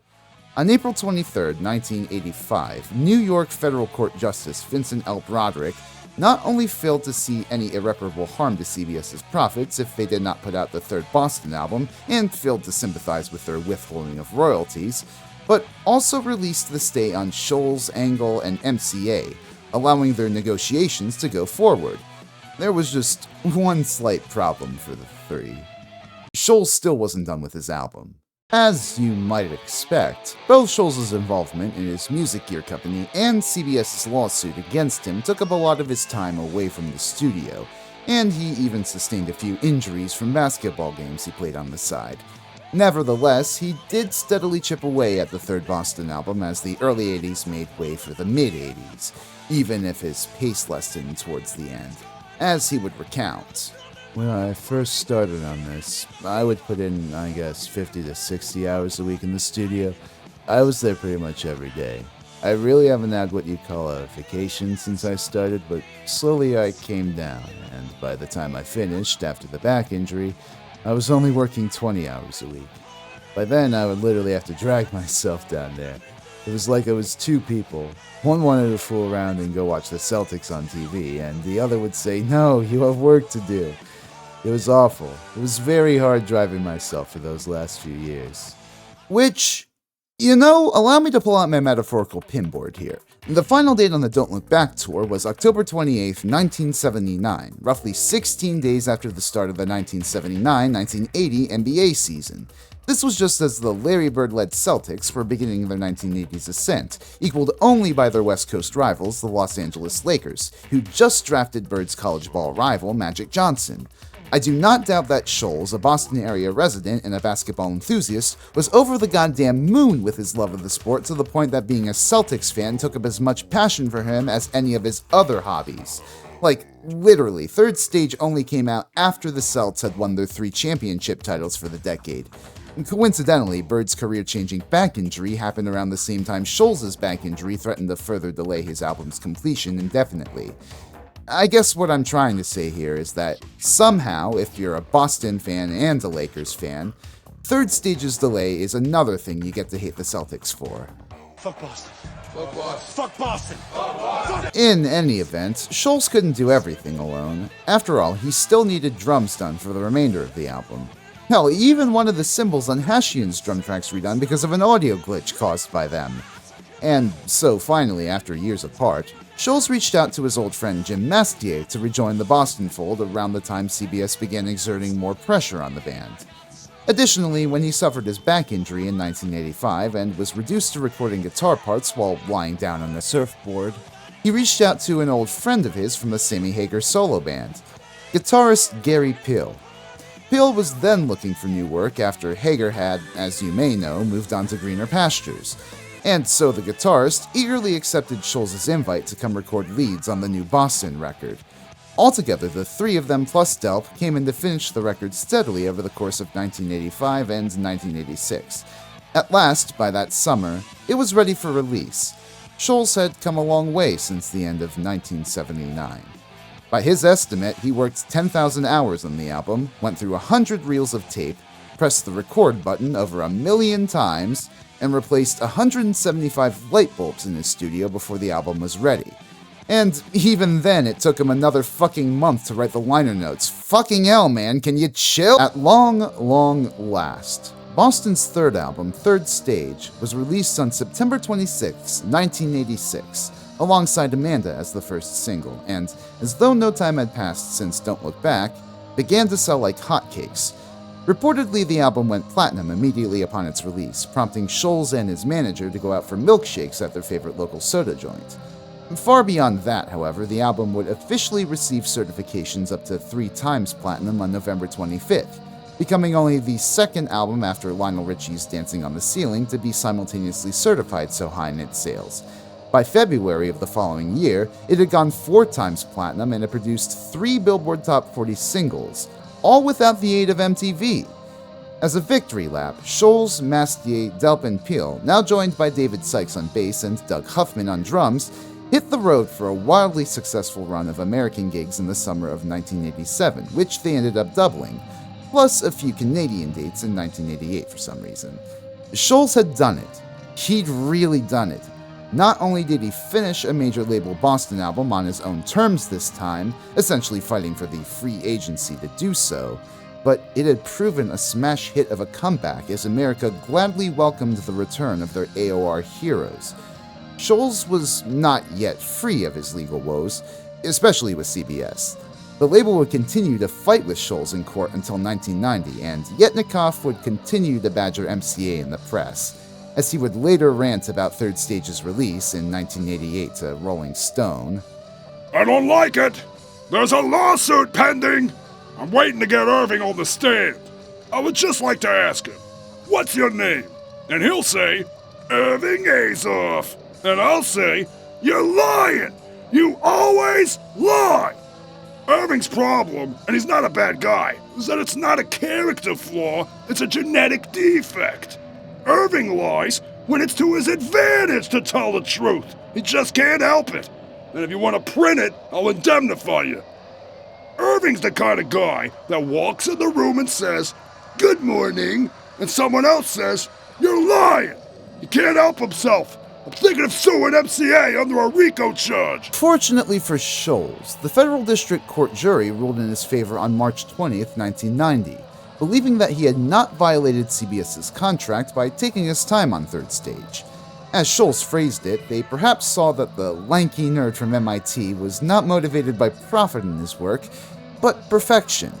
It was the ultimate vindication after years spent under a corporate boss's money-making thumb. CBS had failed, and Scholz was now free to be his own artist, his own man. But what did that even mean to him at this stage in his life, now 3 albums deep into a successful career as a rock musician?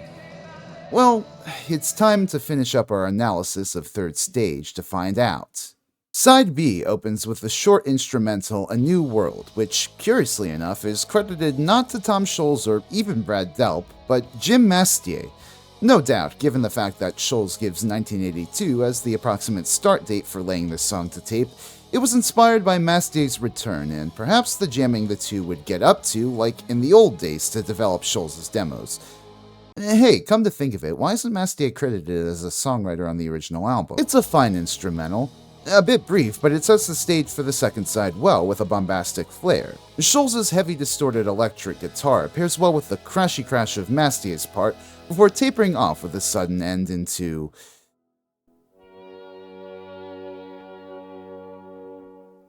an orchestra?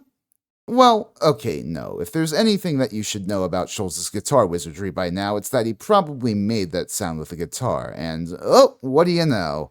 It's a neat effect achieved by Scholz's Rockman gizmos that he was no doubt prototyping for Scholz R&D. Scholz has made a lot of fuzz about this sort of tone since, as part of his whole no synthesizer boast for the album, and it is a little impressive as a technical feat, but a bit less so when you consider guitarists like Rush's Alex Lifeson and Eddie Van Halen were already playing with this sort of sound by just using their volume knobs. Hell, lest we forget, Jimmy Page used to literally fucking play his guitar like a goddamn fiddle. Regardless, after Scholz tunes up the orchestra, we're taken right into yet another ballad, To Be a Man. Not only is this song harmonically and melodically rich, shout out especially to the recurrent guitar lead passages that shift the song's key from A-flat minor to E major, but it's fascinating lyrically as well.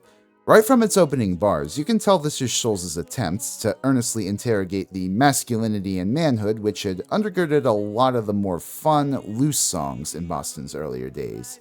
Scott Robinson, already critical of yet another slow-paced track on the album, writes in his book that it reads like a self-help pamphlet, and questioned why Scholz thought hard rock's record-buying fans really needed these lessons. However, as a follow-up to Scholz's previous songwriting on this matter, and a track on an album about change, this song absolutely makes sense, I think. In fact, you could very well see this as a sequel of sorts to A Man I'll Never Be, in that now, far beyond realizing that he could never match up to society's ideal of masculinity, Scholz has decided to question if that's really the masculinity we want, and proposes his own. Men, as Scholz sees them, are brought up to be so easy to want and so hard to give, which kinda explains his liner note for this song that manhood takes more than a tattoo and the right cigarette. He offers up a number of alternatives in the verses, but it's beautifully summed up in the bridge.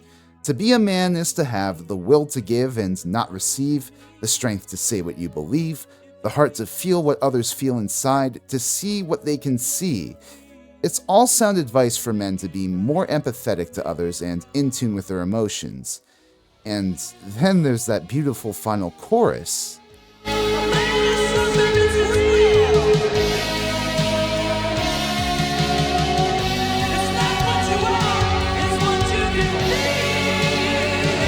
Which, if you look at it from a sociological standpoint, is fascinating, right? Scholz acknowledges the social construction of manhood, but rejects it as a set path of stoic self-interest defined by one's sex.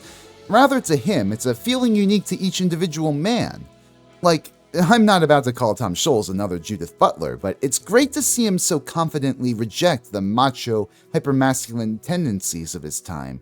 He now knows that's what a man can be. I know that was a lot of fancy words to say that Scholz was coming into his own ideals of manhood, but all of this ties back into Scholz really embracing the importance of embracing change with love and humanity. The entire reason Third Stage is called what it is because over the previous 8 years, Scholz came to see a developmental stage in humanity after childhood and adulthood where people would end up more conscious and empathetic to the world around them. A viewpoint he came to thanks to his increasing activism, which we'll discuss a bit more later, and perhaps his lawsuit, a bit. To Scholz, even at a time where American popular culture and politics was largely stagnant or regressive, change must have still seemed possible, reachable, even inevitable. And that brings us to the following track, I Think I Like It, which is a straight rocker all about loving going through changes. And actually, this one's a cover. It comes to us via some underrated English rocker from the 60s and 70s named John English, though for some reason, in spite of all the other John English music I could find on YouTube, the only version of his that exists is one which was apparently recorded after Boston's cover that is pretty damn similar in production and ornamentation. For all intents and purposes, then, this might as well be Boston's damn song, because Scholz and Delp, and Gary Pill, who contributes brilliant leads, absolutely sell its message. Even if John English wrote it, the lyrics absolutely scream Tom Scholz. Here's a song that's all about realizing one's inner growth, about realizing they have a voice and a responsibility to the world around them, all ferried in on some hard, dual-lead colored rock. Even Scott Robinson likes this one, calling it all the enlightenment and personal growth you can drop onto the buyer of a rock album. You really couldn't ask for a clearer example of what Scholz was going for on this album than this track, so it kinda makes sense that it was the last one to be completed. If you ask me, I think it's a bit on the nose, but the leads to this one really rip, so it evens out. The penultimate track, Can't You Say You Believe in Me, is also a reworking of an old track by a guy named Jerry Green, apparently. I can't find any evidence of that aside from Scott Robinson's book, though. Regardless, it's a masterwork of a track, in my eyes. It starts off with this brilliantly beautiful raw vocal into acoustic piano, and it's... Can't you say you believe in me? Can't you see what you mean to me? Ugh, it's so good! But then it builds from a soft ballad into a rocking chorus whose guitar arrangements are nothing short of symphonic. Honestly, for my money, this could be the best Scholz's multi-layered lead guitar approach has ever sounded on a Boston album, which is both testament to the gear Scholz R&D was creating and to Scholz's sheer dedication to getting the exact right sounds he wanted while in the studio. This track, for instance, took from 1981 to 1983 to complete, and likely needed a bunch of mixing and mastering work at the end alongside the rest of the album. But the result is a perfectly crafted love song where every note matters. Lyrically, the song is a bit more pedestrian, taking on the cliché of distance making the heart grow fonder. As Scott Robinson would say, it's a very high school sophomore kind of lyric.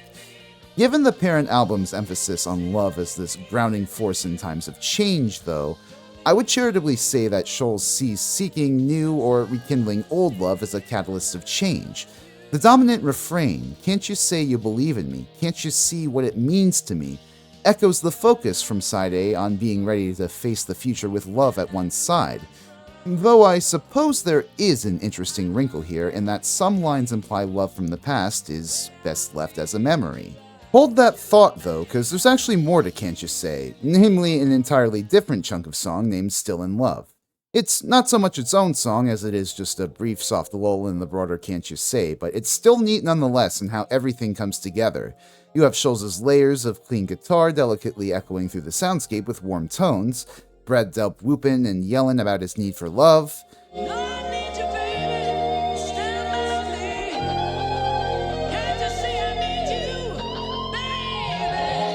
and then, as a lead into Can't You Say's guitar solo, the bass and drums enter for a grand, arena-ready build-up.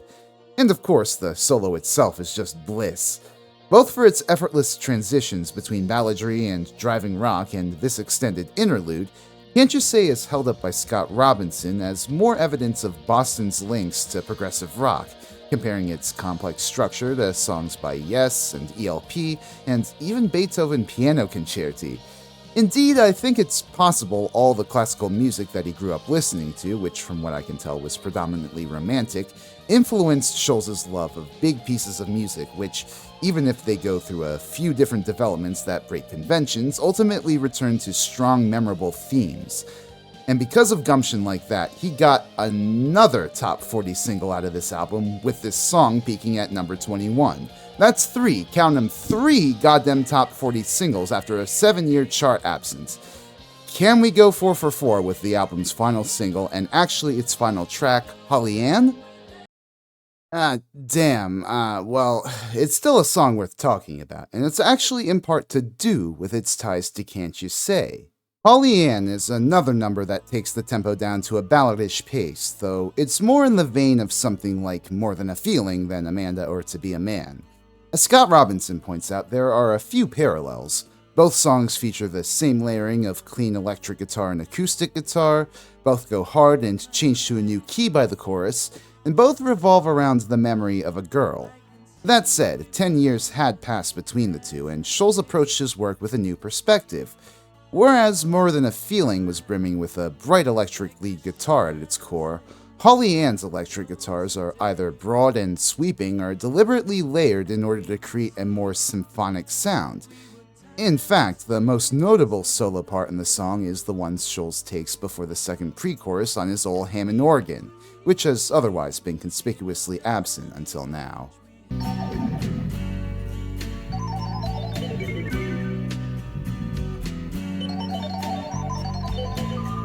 It's all a cool update on the original Boston sound and makes for a very strong, melodically fascinating song to close the album on. The largest difference between the two songs, however, is in their lyrical themes. More Than a Feeling is a very nostalgic song. I mean, I literally have personal nostalgia for it dating as far back as the first Guitar Hero game, but it's also about the nostalgia you feel for a simpler time when you hear a song from back then. You know, every sha-la-la-la, every whoa-whoa still shines and what have you. In this instance, the narrator of the song is brought back to a girl he used to know named Mary Ann, if only for a fleeting moment when he hears an old song. But it's only a fleeting moment.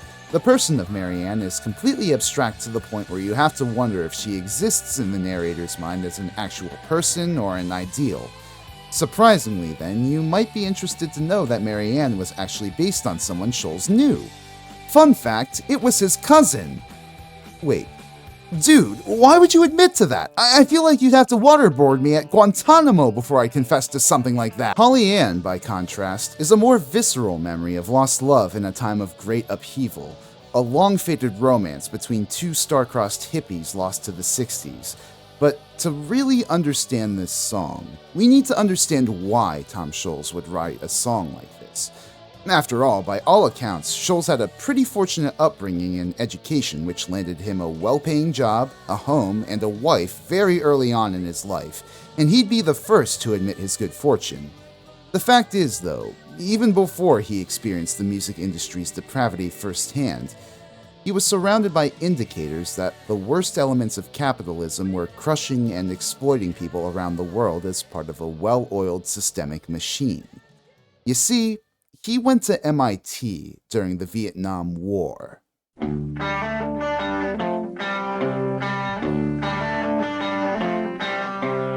Now, compared to other universities across the country at that time, MIT got off light in terms of size and scale of anti-war protests, teach-ins, and what have you, but That doesn't mean what protests there weren't significant. There was a lot of research which went on there surrounding weapons of war, and so both students and faculty alike took great pains to pressure university administration to disentangle itself from the military-industrial complex. On March 4th, 1969, for instance, faculty, including MIT's own socialist Santa himself, Noam Chomsky, gathered to hold a teach-in urging the university to move away from military research, which had fueled the bulk of its innovations since World War II, towards research which focused on pertinent social and environmental issues.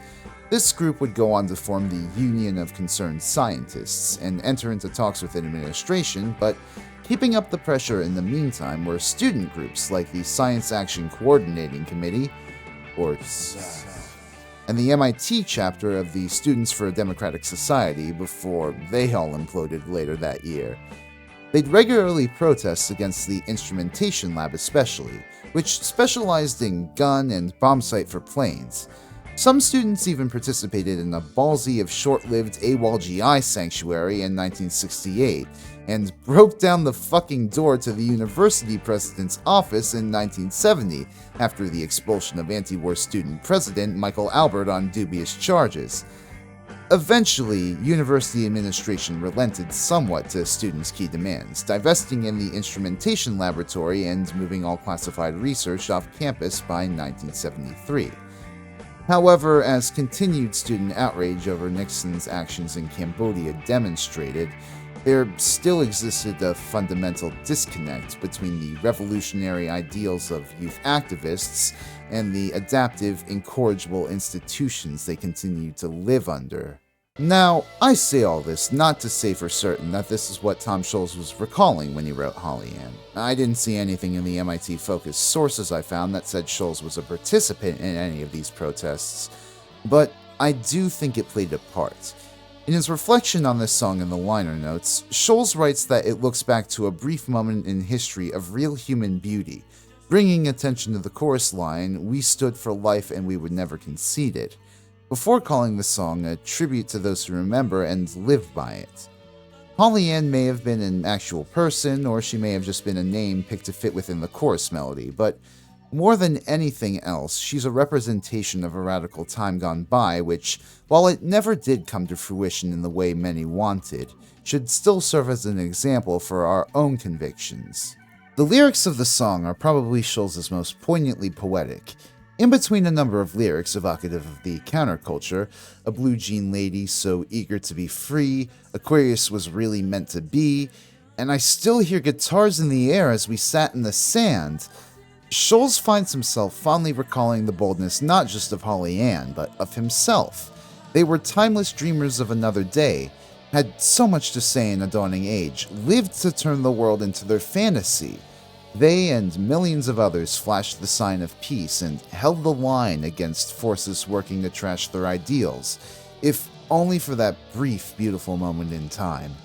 Taken in line with Can't You Say's focus on lost love, Holly Ann is a reminder that even when love is gone and continues to make the heart ache, its memory, its example can steal one for the future. Maybe that's why Scholz's guitar solo in Can't You Say mirrors his lead line in Holly Ann's chorus.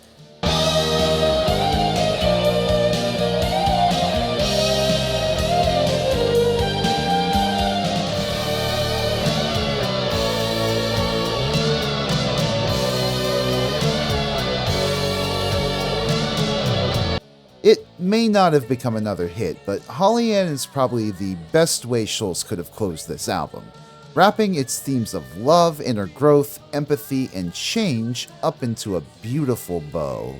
Third Stage, overall, is a beautiful album. Its sound and lyrical themes are honed to a sharper edge than ever before, thanks both to the work Scholz put into the album and the mindset with which he approached it.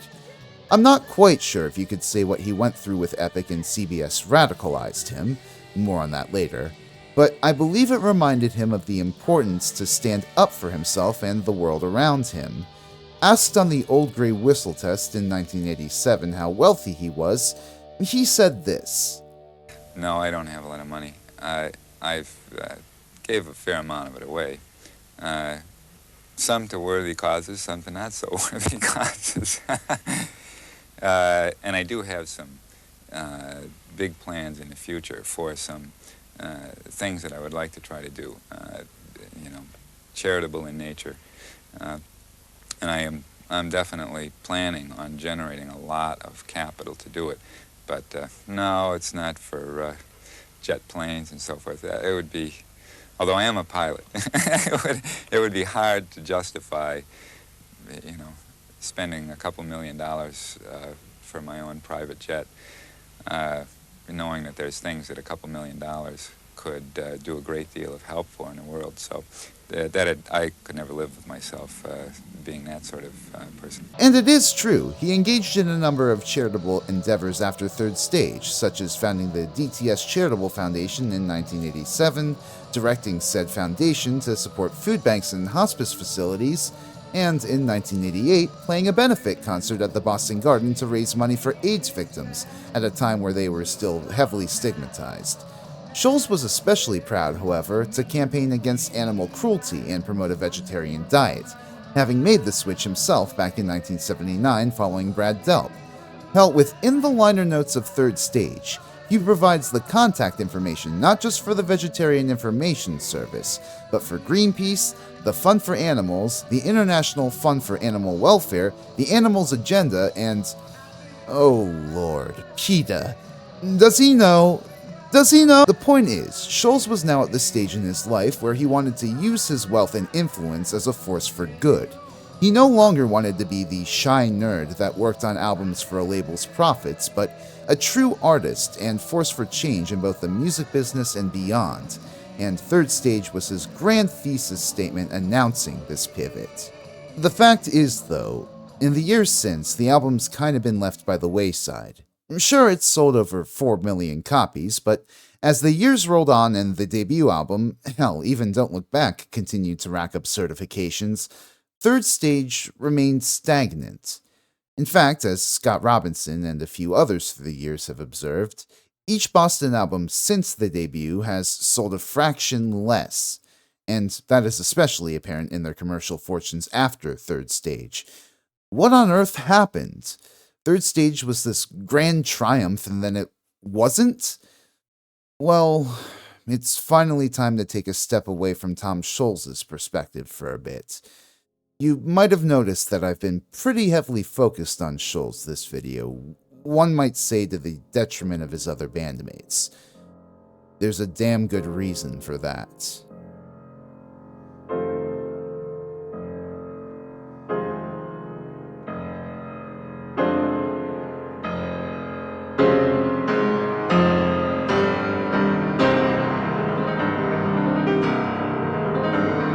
Around 1970, a teenage Jim Mastia first met Tom Scholz and instantly connected with the organist and fledgling guitarist over their desire to create the perfect rock song.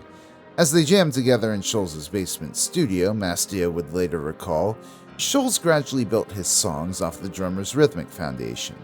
Then, with these songs appropriately shaped and ready for recording, Scholz, who was still very much an amateur on guitar, brought in Barry Goudreau to do a lot of the early guitar work, as Goudreau and his future bandmates would recount.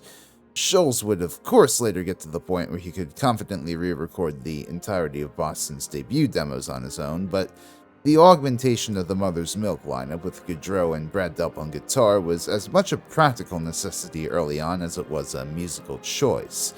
Then, when Mother's Milk reformed to audition for Epic with the addition of Sheehan, Mastia was let go, though at the same time brought back at Tom's insistence to play rock and roll band.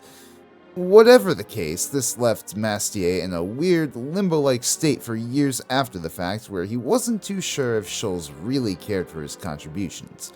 I mean, for one, all the tracks they arguably built together were credited to Scholz alone in the debut album's liner notes, but also Sib Hashian had fully integrated into Boston by then, so Mastia was completely iced out of Scholz's musical friendship. Still young and lacking knowledge of his legal options, he let this apparent snub pass him painfully by.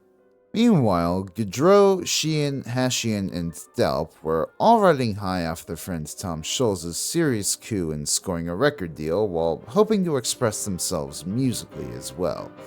Delp, of course, already had a substantial songwriting role in the band, contributing 2 wholly original tunes and 2 other co-writes with Scholz over the first 2 albums. So I bet his future in-law Goudreau, and possibly Sheehan and Hashian by extension, were eager to get involved in the album creation process themselves, as the Cameron Crowe article from the Don't Look Back era showed. However, as I mentioned, Scholz quickly came to view at least Sheehan and Goudreau as non-essential, preferring to record most of the guitar and bass tracks himself on the records. Scholz would explain throughout the years that this was largely done for the sake of convenience, that it was the most direct way to translate the ideas in his head onto tape, and that additions after the fact from at least Goudreau were helpful when he was at the end of the project and didn't have much gas left. While initially they were fine with this since the real chemistry as a band would come together on the road, the rest of the band increasingly came to resent Tom for denying them further opportunity within the band. Hell, Goudreau would later come to express his regrets in hindsight that none of his solo songs really took Scholz's interest when future Boston albums after his time in the band, spoiler alert, would bring in yet more non-Scholz songwriting contributions. By the time Tom finally signals it was okay for them to go do solo records at the outset of the third stage recording process, the other members sans Sheehan happily recorded the Barry Goudreau solo album. And that's when everything went to hell. Goudreau at that point had been given by Scholz a share in the band's royalties from the first 2 albums and was hopeful he could play a continued role in Boston's growth in the years to come after a promotional cycle for his album. Sadly, as soon as CBS centered the album's promotional campaign around its guitar sound, an incensed Tom Scholz, as Goudreau recalls, demanded the label cease promotion of the record or he would not deliver the third Boston album for them. Henceforth, Scholz grew cold towards Goudreau, who, keep in mind, he'd been jamming in bands with since his university days, and eventually dropped him from Boston entirely the following year, apparently because of his feeling of betrayal that Goudreau wouldn't defend him as the originator of the Boston sound, or maybe just his pride? I mean, they're not mutually exclusive. Regardless, since Goudreau still had a share in the band's royalties that Scholz was now keen to reverse, he sued and entered into renegotiations over his payments. By 1983, they were able to hash out an agreement where, in exchange for Goudreau receiving a share in the first 2 albums' royalties, he would agree to dissociate himself from the Boston brand. Sheehan and Hashian, bearing witness to this cold severance, began to distance themselves from Scholz, apparently taking CBS's side in the whole third album debacle and testifying against Scholz in the label's suit. Worse still, now they moved to assert their place in Boston by seeking their own piece of the pie with their own lawsuits, but this ultimately all but guaranteed the final destruction of the original Boston lineup. As Scholz would later comment, presumably they would get to pick the spoils after the kill and capitalize on the name Boston without me. The apparent zeal with which they testified to help CBS end my career, knowing that I had found them struggling in North Shore bars and handed them this opportunity, was devastating.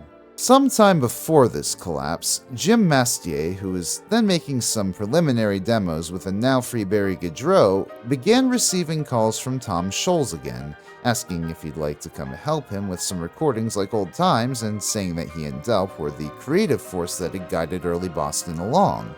Mastier willingly accepted. All the while, though, as he would later come to believe, he was just lying in wait for Scholz to bring in as a replacement after Hashian's rebellion. Once back in the band, Mastier was a willing collaborator, not only laying down the foundation, as it were, for a new world and all drums for side B, but also the cymbal parts for side A. To be fair to Scholz, he did give props to Mastier for his synchronized cymbal hits in the liner notes, but, and I guess my bias is readily apparent here, but I really think Scholz is just shitty at communicating with other musicians, and this is none more apparent in how he regarded his poor drummers.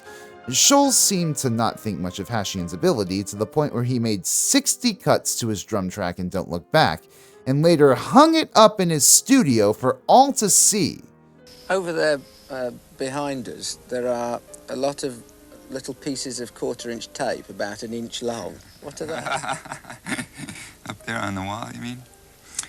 I saved those. Those are little pieces of tape that were cut out of the song Don't Look Back because the drums were not put on in a groove that I considered proper for the song. So I had to go through and make cuts every few beats in order to create the groove I wanted for the song. I will do anything required in the studio to get the sound and the feel that I want in the song. If it's, in that case where I wasn't happy with the performance I could get out of a drummer, I'll make the performance. Like, come on, man, that's just being a dick. And then, not only did Scholz apparently do the same thing for Cool the Engines, but he refused to credit Hashian's snare, bass, and tom hits in Third Stage's liner notes until sued for it. Just utter disrespect and ugly behavior surrounding an album preaching the importance of standing up for others. And unfortunately, the drummer disrespect didn't end with Hashian. Almost as soon as Third Stage began to take flight, Scholz allegedly began to sideline Mastier's role in the band for whatever reason. Even when Mastier did come along on the Third Stage tour, it was only for songs from the band's first two albums. When the band played songs from Third Stage, and keep in mind they regularly played all of Third Stage at these gigs, Doug Huffman would take over on drums. Now, it's all well and good if you want to have specific musicians play specific songs in your live tour. Sure, whatever, that's fine. But Mastier literally played half of Third Stage, so this really comes off as unnecessary at best. Things really came to a head when Scholz began using Doug Huffman as the drummer in band photos instead of him. As Mastier later recalled, "There's a poster with Ludwig. It was 1985, I think. It was the drummer and roadie poster. I'll send you the copy of it. And it's with Yes, Pink Floyd, Supertramp, all these major groups. And we go out to LA to shoot it. I'm an endorser for Ludwig because the third album's coming. So it's also, I got this drum set behind you. That's my endorser set from the third tour. And so I go out to do the shoot, and Doug comes because he's in the band now with us, yeah. So all of a sudden, we're there the first day, and Gary Peel had come. And then Gary comes over, he goes, Jim, Tom called, we don't want you in the picture. We just want Doug. And I looked at Gary and I said, what the are you talking about? Eventually, well, I'll give you one fucking guess where this ended up. Court! Jim Mastier took Scholz to court because apparently Tom Scholz's behavior just can't help but inspire legal action. Yep, Mastier decided to seek his share of royalties in the band's music, but ultimately the courts dismissed his case. Sheehan and Hashian too would be placated once Scholz settled with them out of court. And at the end of all this legal bickering and bridge burning with his ex-colleagues, from Paul Ahern to CBS to his own bandmates and old friends, what did Scholz have to say next? Well, it took him another 4 years, by which point Brad Delp had temporarily left the picture to once again make music with his Gaudreau-in-law, and thus necessitating the hiring of, funny enough, Gaudreau's old vocalist Fran Cosmo. But eventually, the next Boston album, Walk On, released in June of 1994, and it was okay, fine I guess. It's perfectly serviceable Boston. Really, nothing Scholz wrote for Walk On is bad, just terribly out of date and done better on previous Boston albums. Like, it's especially outdated because, funny enough, Scholz picked this album, smack dab in the middle of the alt-soaked environment of the 90s, to introduce synths to his sound, because apparently they sounded quality enough now.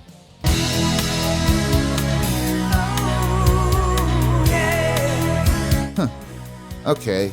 Plus, in truth, I think the titular medley, especially the organized, reorganized part of things, overstays its welcome way too easily.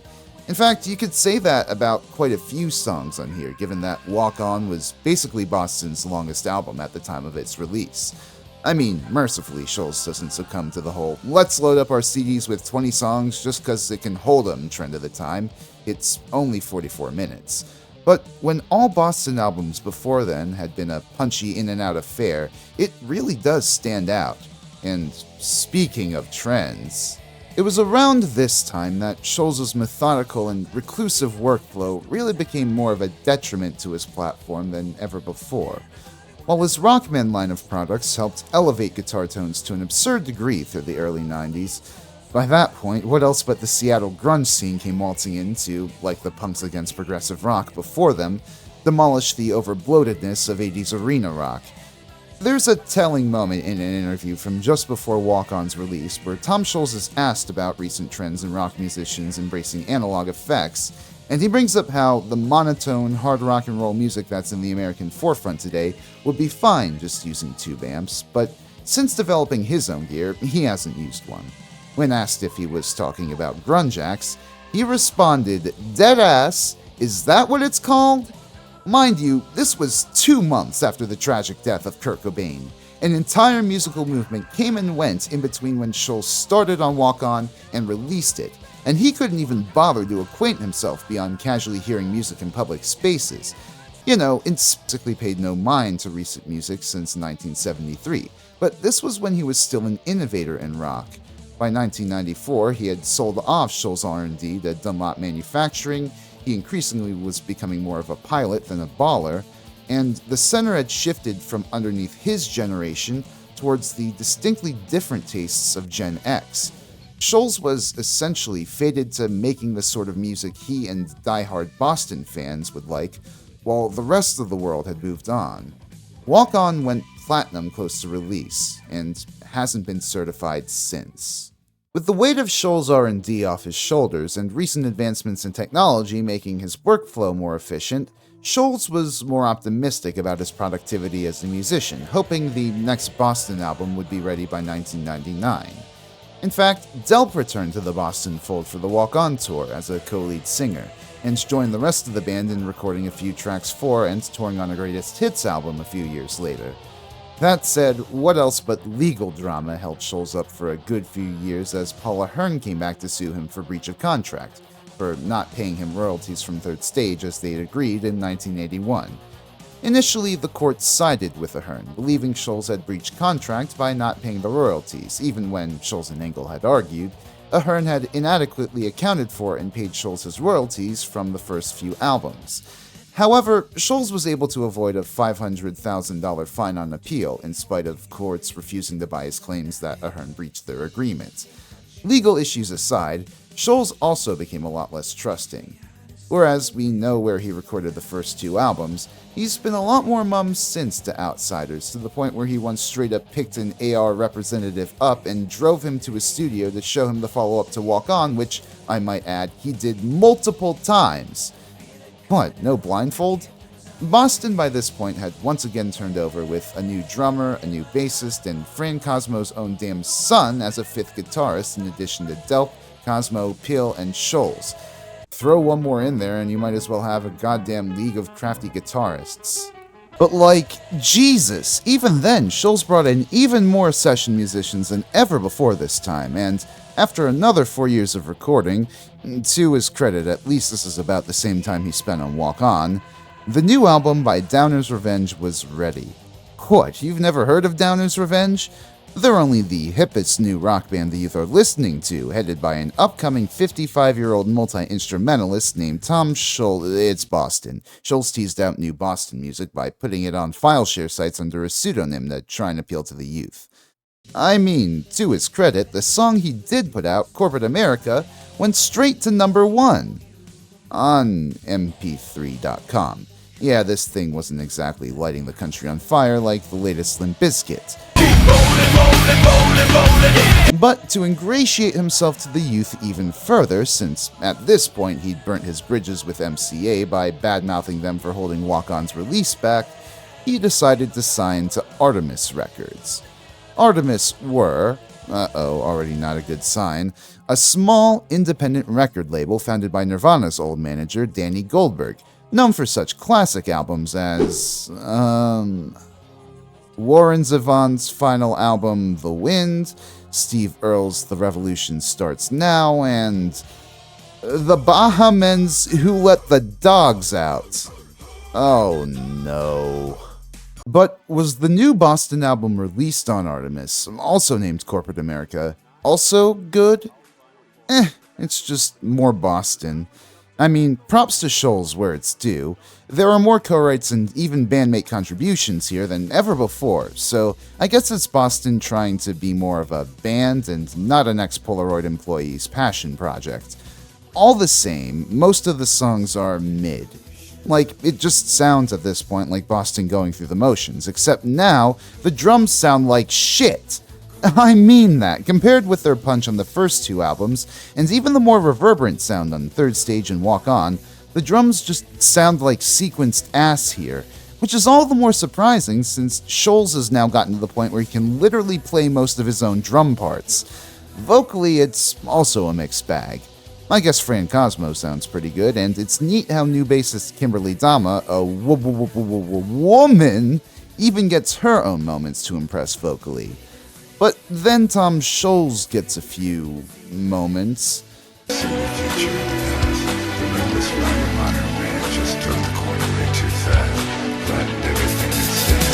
And Delp is, sadly, lacking the sauce he once had. Like, he contributes some lovely harmonies here, and I get that voices change over time, but his high tenor sold those early Boston tracks, and here, well, I'm no longer really buying it. Oh, and for an album called Corporate America, it's disappointing how little political commentary there is on here.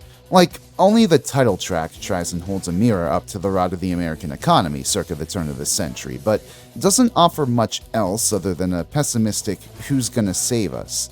Now, Scholz could have possibly answered by drawing upon not just his own abstracted example of Holly Ann, but contemporary examples of mass mobilization against unfettered capitalism. The Battle of Seattle, anyone? But instead, in interviews he gave, he seemed to just want to get this song in front of college youth and have them mass mobilize, as though they weren't already tuned into this shit. Also, he admitted he wasn't anti-capitalist, just anti-corporatist, really. And I mean, shit, given all of what I've said so far about Tom Scholz, why wouldn't he believe in capitalism? His family literally ascended into upper-middle-class wealth, selling cheap, easily assembled houses, allowing him to tinker, learn music, and most importantly, go to a good high school, which made it easier for him to get into MIT mid-60s counterculture, which allowed him to score a full-time gig at Polaroid and the know-how to record a professional, revolutionary rock sound, which scored him his own free-market success in the music biz. And in true cutthroat free-market fashion, he seemingly double-crossed every friend he made that helped him along the way. This one, this one, this one, this one, and... well, okay. I've not spoken that much about Brad Delp in this video compared to Scholz, if only because the multi-instrumentalist was so crucial to determining the band's direction.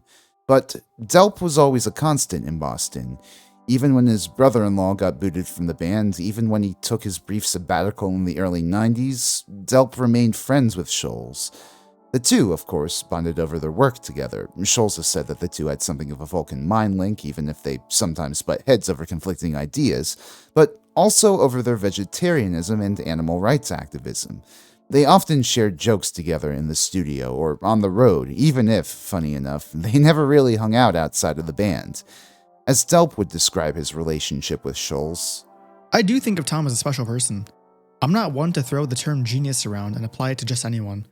I think Tom certainly had an ingenious approach to making music, and I give him credit for taking an amalgam of songs and/or sounds that he liked and melding them into something unique. I certainly consider us friends, but for whatever reason, we've never really socialized all that much. That may speak as much about me as it does him. In spite of this, they remained friends over multiple different tours from the 70s through to the mid-2000s, even when Scholz would later go on the record to bash the 70s Boston lineup as a live act. He never turned against Delp. More than any other musician Scholz has worked with, perhaps, Delp was someone he could see as an equal for his angelic tenor and his almost innate sense of vocal harmony. That's why it was a crushing blow to Scholz, let alone the rest of the world, when, on March 9th, 2007, Delp tragically died by his own hand. Carbon monoxide poisoning. In a note left behind, he declared himself a lonely soul. Immediately, rock musicians everywhere went into mourning, the members of Boston most of all. Later that year on August 19th, Boston, along with a number of other Boston area bands, performed at a tribute concert for Delp, during which they were joined by Michael Sweet of Stryper, a Boston tribute singer named Tommy DiCarlo discovered on MySpace, and most surprisingly, multiple ex-bandmates, including Barry Goudreau and Fran Sheehan, for the first time in almost 3 decades. For a brief moment in time, it felt like the death of their shared friend would go on to reunite Scholz with his old bandmates, at least as friends, if not recording/touring mates. But that was before the defamation lawsuits. See, the Boston Herald had conducted a series of interviews that year with Delp's ex-wife Mickey and a few others surrounding Brad Delp's death. Very trashy tabloid-style stuff. Mrs. Delp alleged that Delp did it because of his personal conflict with Scholz and having to be the middleman between him and the former OG members of Boston, and the paper ran with it, repeating the claim in a number of different articles. Starting in October, Scholz entered into a lengthy series of defamation suits against Mrs. Delp, Mrs. Goudreau, and the Herald, which roped his old bandmates back into conflict with him. Their testimonies in support of the Herald's statements no doubt must have brought Scholz right back to his woes with CBS 25 years prior, only this time he was the one on the offense facing a losing battle. Despite arguing convincingly that the circumstances surrounding Delp's death were likely most immediately impacted by some unfortunate personal drama, including an unfaithful fiancé and hidden cameras, Scholz's case was thrown out by the courts in 2013 when the judges ruled that, since we can never know for sure Delp's motivation for why he ended things, any reasons expressed by others in media are merely conjecture and therefore not defamatory. Even on appeal up to the goddamn Supreme Court, Scholz was denied. Regardless, when he couldn't secure legal victory in one case, he merely turned to another. This began in 2008 when Barry Goudreau showed up and played More Than a Feeling at a presidential campaign rally with former Arkansas governor, conservative commentator, bassist, and all-around human piece of excrement, Mike Huckabee. In response, Scholz wrote Huckabee in February demanding he stop using the song and a former member of the band to make it look as though Boston endorsed his candidacy. In fact, Scholz was an Obama supporter back when it was hip for liberals like him to be so before all the hope and change memes aged poorly. Though Huckabee kindly complied, Scholz would grow increasingly frustrated with Goudreau as the ex-guitarist increasingly advertised himself as an ex-member of Boston in gigs with his new bands. Thus, he slapped the ex-guitarist with a lawsuit in 2013 for supposedly violating his 1983 exit agreement, hoping to outright strip Goudreau of his royalties from the original albums. He also attempted to terminate Paul Ahern's copyright over his 70s Boston tunes and prevent Fran Cosmo and Son, who'd left the band by that point, also from advertising as former members of Boston. Both suits against his ex-bandmates were thrown out by judges who did not see the serious breaches in copyright that Scholz did, and from what I can tell, the Ahern legal drama didn't go anywhere. Maybe they settled out of court? In any event, it definitely didn't reflect well on Scholz, who was entering into a promotional cycle for Boston's 6th album, Life, Love, and Hope. It was released on December 3, 2013 on new label Frontiers Records, which Scholz had signed to sometime after suing Artemis for the failure of corporate America. Live, Laugh, Love is not a good album. It's basically another corporate America, right down to the awful drum sounds, multiple vocalists and co-writers, and 3 literal tracks either re-recorded or remastered from that album. At this point, Scholz was clearly just creating for himself, or for whatever Boston was at this point. And yes, this Boston would continue to sell well on tours for the next few years. But the fact remains that it has taken so much miscommunication, stubbornness, and perhaps a little selfishness to get to the current lineup of Boston that, by this point, it makes all the hopeful optimism of their earlier stuff, especially that of Third Stage, ring hollow. Asked around Eat, Pray, Love's release about his reputation of being difficult to work with, Scholz would say, when I'm recording, I pretty much work alone, but I would say, since you put me in the uncomfortable spot of trying to defend my reputation in terms of how easy or how hard I am to work with, I have an awful lot of glowing thank you cards from the musicians and crew that I've worked with on Boston's tours. And here's the thing, I'm sure that Scholz is a nice man to a great number of people in the world, especially to everyone who'd run with his crazy ideas over the years, from Brad Delp to Gary Pill in Boston to all the engineers that worked with him at Scholz R&D. Hell, you don't donate the millions he has to charity without some sort of empathetic bone in your body. In my outsider opinion, though, he almost certainly burned multiple colleagues on the way.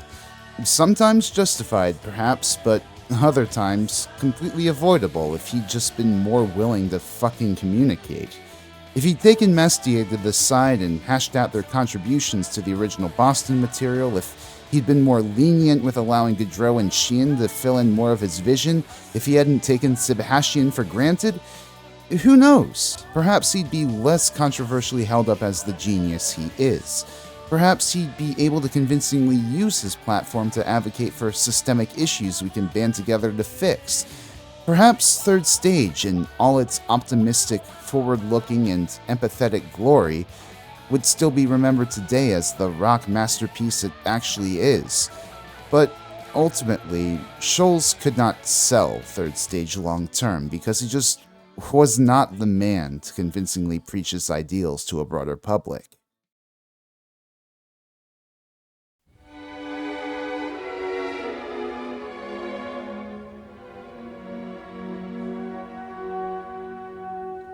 It's been a rough few months for the nebulous industry we call content creation. In January, Tom Scott and Matt Pat, two long-standing and popular YouTubers, announced their retirement, citing in part their desire to pursue other avenues, but also the increasing demand YouTube's algorithmic pressure put on their work schedules in recent times. It's also been coming to light in recent months that several other channels on YouTube have been exposed for plagiarizing others' work in a bid to turn themselves into content mills playing the algorithm for ad revenue. Meanwhile, every up-and-coming YouTuber out there is trying to emulate the Mr. Beast model of hyperpranks and editing, raising the bar that much higher for other wannabe YouTubers. And the grass ain't guaranteed to be greener if you're with a talent agency. On the VTuber side of things especially, corporate talent agencies have continued to degrade in terms of regard for their talents. For example, Kawa Entertainment and Prism Project, though ambitious and well-meaning in their hiring of a wide breadth of entertaining talents, ultimately could not support them to the extent they promised, and folded their talent branches recently, cutting them all loose as indies. Meanwhile, Niji Sanji's English branch has been in decline over the past few months. Well, year, really, as talents have either, citing unhappiness and the need to seek new opportunities, moved on via graduation, or, in possible situations of neglectful, even hostile management, been pushed into straight-up termination. At the end of the day, they're all negligible financial assets, liable to be cut loose if they get too costly to manage. The word burnout gets tossed around a lot these days, and for good reason. The current pace creators are expected to keep with the algorithm, paired sometimes with fickle, if not outright abusive, management, has driven many to step away from so-called content creation for weeks, months, hell, as we've seen, forever. Profit-driven systems seek to harness creatives' talents, but only if those talents can be replicated at a weekly clip that doesn't shake the foundations too hard. As I've worked on this video, and all this has happened in the background, I can't help but draw parallels to the situation Tom Scholz found himself in all those years ago with CBS. There's a reason why, despite pushing against Scholz's personal narrative, I wasn't willing to go to bat for the record label in the last section, even if plenty of artists have recounted positive relations with Walter Yetnikoff, and, as I mentioned, he helped break down that whole de facto segregation that existed on the FM airwaves. I completely agree with Tom Scholz that the contract he signed with CBS and Epic was a detriment to his preferred way of working.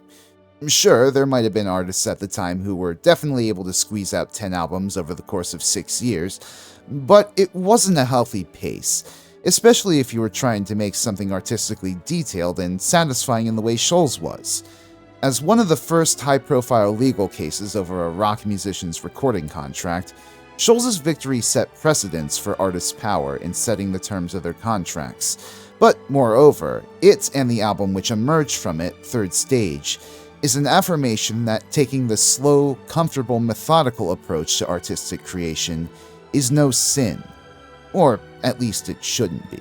I'm thankful every day to have such a fan base now where I'm actively making a decent chunk of change monthly on my Patreon, and at time of writing this and hopefully recording, I've still got a steady flow of subscribers trickling in from my Kiss series. At the same time, I live every day with the YouTube algorithm breathing down my neck. My time spent making these deep dive videos is time where practically no other videos, outside of covers anyways, get uploaded onto the channel. I do hope to one day acquire the resources to maybe outsource some of my workflow, make my video creation process a bit more efficient. Patreon.com/ResliOrangi and Ko-fi.com/ResliOrangi. But for now, I gotta research, script, collect, edit, and then after a few months my video goes up and I pray that it travels beyond my normal audience. Perhaps on the side I could be doing more live streams or doing more short-form React-like content, just get my name out there some more, but I very much subscribe to Tom Scholz's whole peace of mind philosophy. So long as I'm living well and working at my own speed, I consider my life well lived. I would like to do more of that stuff, honest. But in truth, I do get bogged down in my IRL job and interests a lot. Those of you who follow me on Twitter know I love my VTubers, and games like Hades and Super Mario Wonder have had me by the balls recently. All this often manifests in me largely working only on weekends, since I love to just cool down after work. Some days I feel the drive, and others I don't. I do apologize, then, for taking my sweet time getting these analyses out, and I am forever grateful for your comments, likes, and what have you that make me more visible to the algorithm. But in the end, I despise the feeling of having to work to a clock. Unfortunately, my previous video on King Gizzard and the Lizard Wizard's live history has more than a few editing errors in it that I didn't catch before putting it out. I still think it's a quality video, and you should go watch it, maybe after this one. Seriously, I put in chapter markers so you can pick it up and watch it in chunks. But the fact of the matter is, I put it out like that when I did because it had been 6 months since my last video, and the algorithm was gradually forgetting me. I mean that, and I was scared my YouTube and Patreon subs would think me against my word, having promised the video in September and October. Whoops. Now, yes, some of this is pressure that I place on myself, but if a person creates something to be seen on YouTube.com, especially something as ambitious as a 2+ hour documentary, they are legitimately at a disadvantage compared to someone like a Mr. Beast-like or even people from commentary YouTube. At the end of the day, I'm fine if this never turns into a full-time money-making thing for me. I'm telling the stories that I tell on my channel because I think they're fascinating and deserve to be told. But it does kinda suck if no one ends up seeing them who would otherwise want to. Until they are seen, then, I devote myself to making the next video better, trying to improve however which way I can as a writer, as an editor, as a creative mind in general. I've long been a tinkerer in video editors. Used to make YouTube poops, don't you know? Mama Luigi! Each video I release may be months apart, but until such a point where I'm in a position to improve my own efficiency, I hope you guys won't mind me taking my time on these videos, aiming to make them the best possible versions they can be. As much inspiration as I take from Tom Scholz's life, though, I inevitably find myself reflecting on how isolated I make myself as a creative. I tend to go months at a time without really contacting my supposed VTuber friends via DM, and even then, when I do, it's usually because I want them to come help me out with an additional voiceover. Much like Gaudreau and Sheehan, they're there to fill in the gaps, but I tend to get locked into my usual method of working and hardly find the time to support them. Especially after doing the research for this video, I always fear getting into a situation where I'm exploiting the very limited trust I've already built with them from interacting with them on YouTube, Twitch, or Twitter. They're just small creatives like me trying to get a leg up in an industry that's stacked against independent creators. So, to any VTubers who I've interacted with over the past few years and roped into my videos, I thank you, truly, for your contributions, and if I ever do anything underhanded that shortchanges you for my own enrichment, please call me out on it.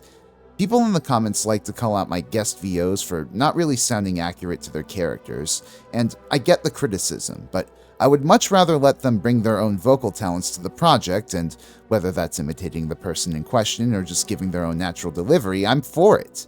I've always seen their contributions from a perspective of a rising tide lifts all boats. I can't really say that I'm lifting those boats, though, when I've hardly paid them a visit. Support independent creatives, y'all, whether that's a like, a subscribe, sharing their work with a friend, contributing to them financially, or even giving them light critiques where they could do better. The entertainment industry and algorithms built around it fairing its contents do not treat artists fairly, but now more than ever, there's the possibility for creatives to forge their own paths.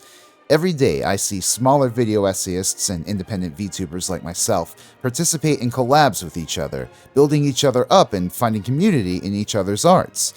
While I know that it can never be the only solution, the whole notion of going forward into an ever-changing future with love and empathy for others on our sleeves should be our guiding mindset instead of the whole grind, grind, grind mentality that defines our modern artistic landscape.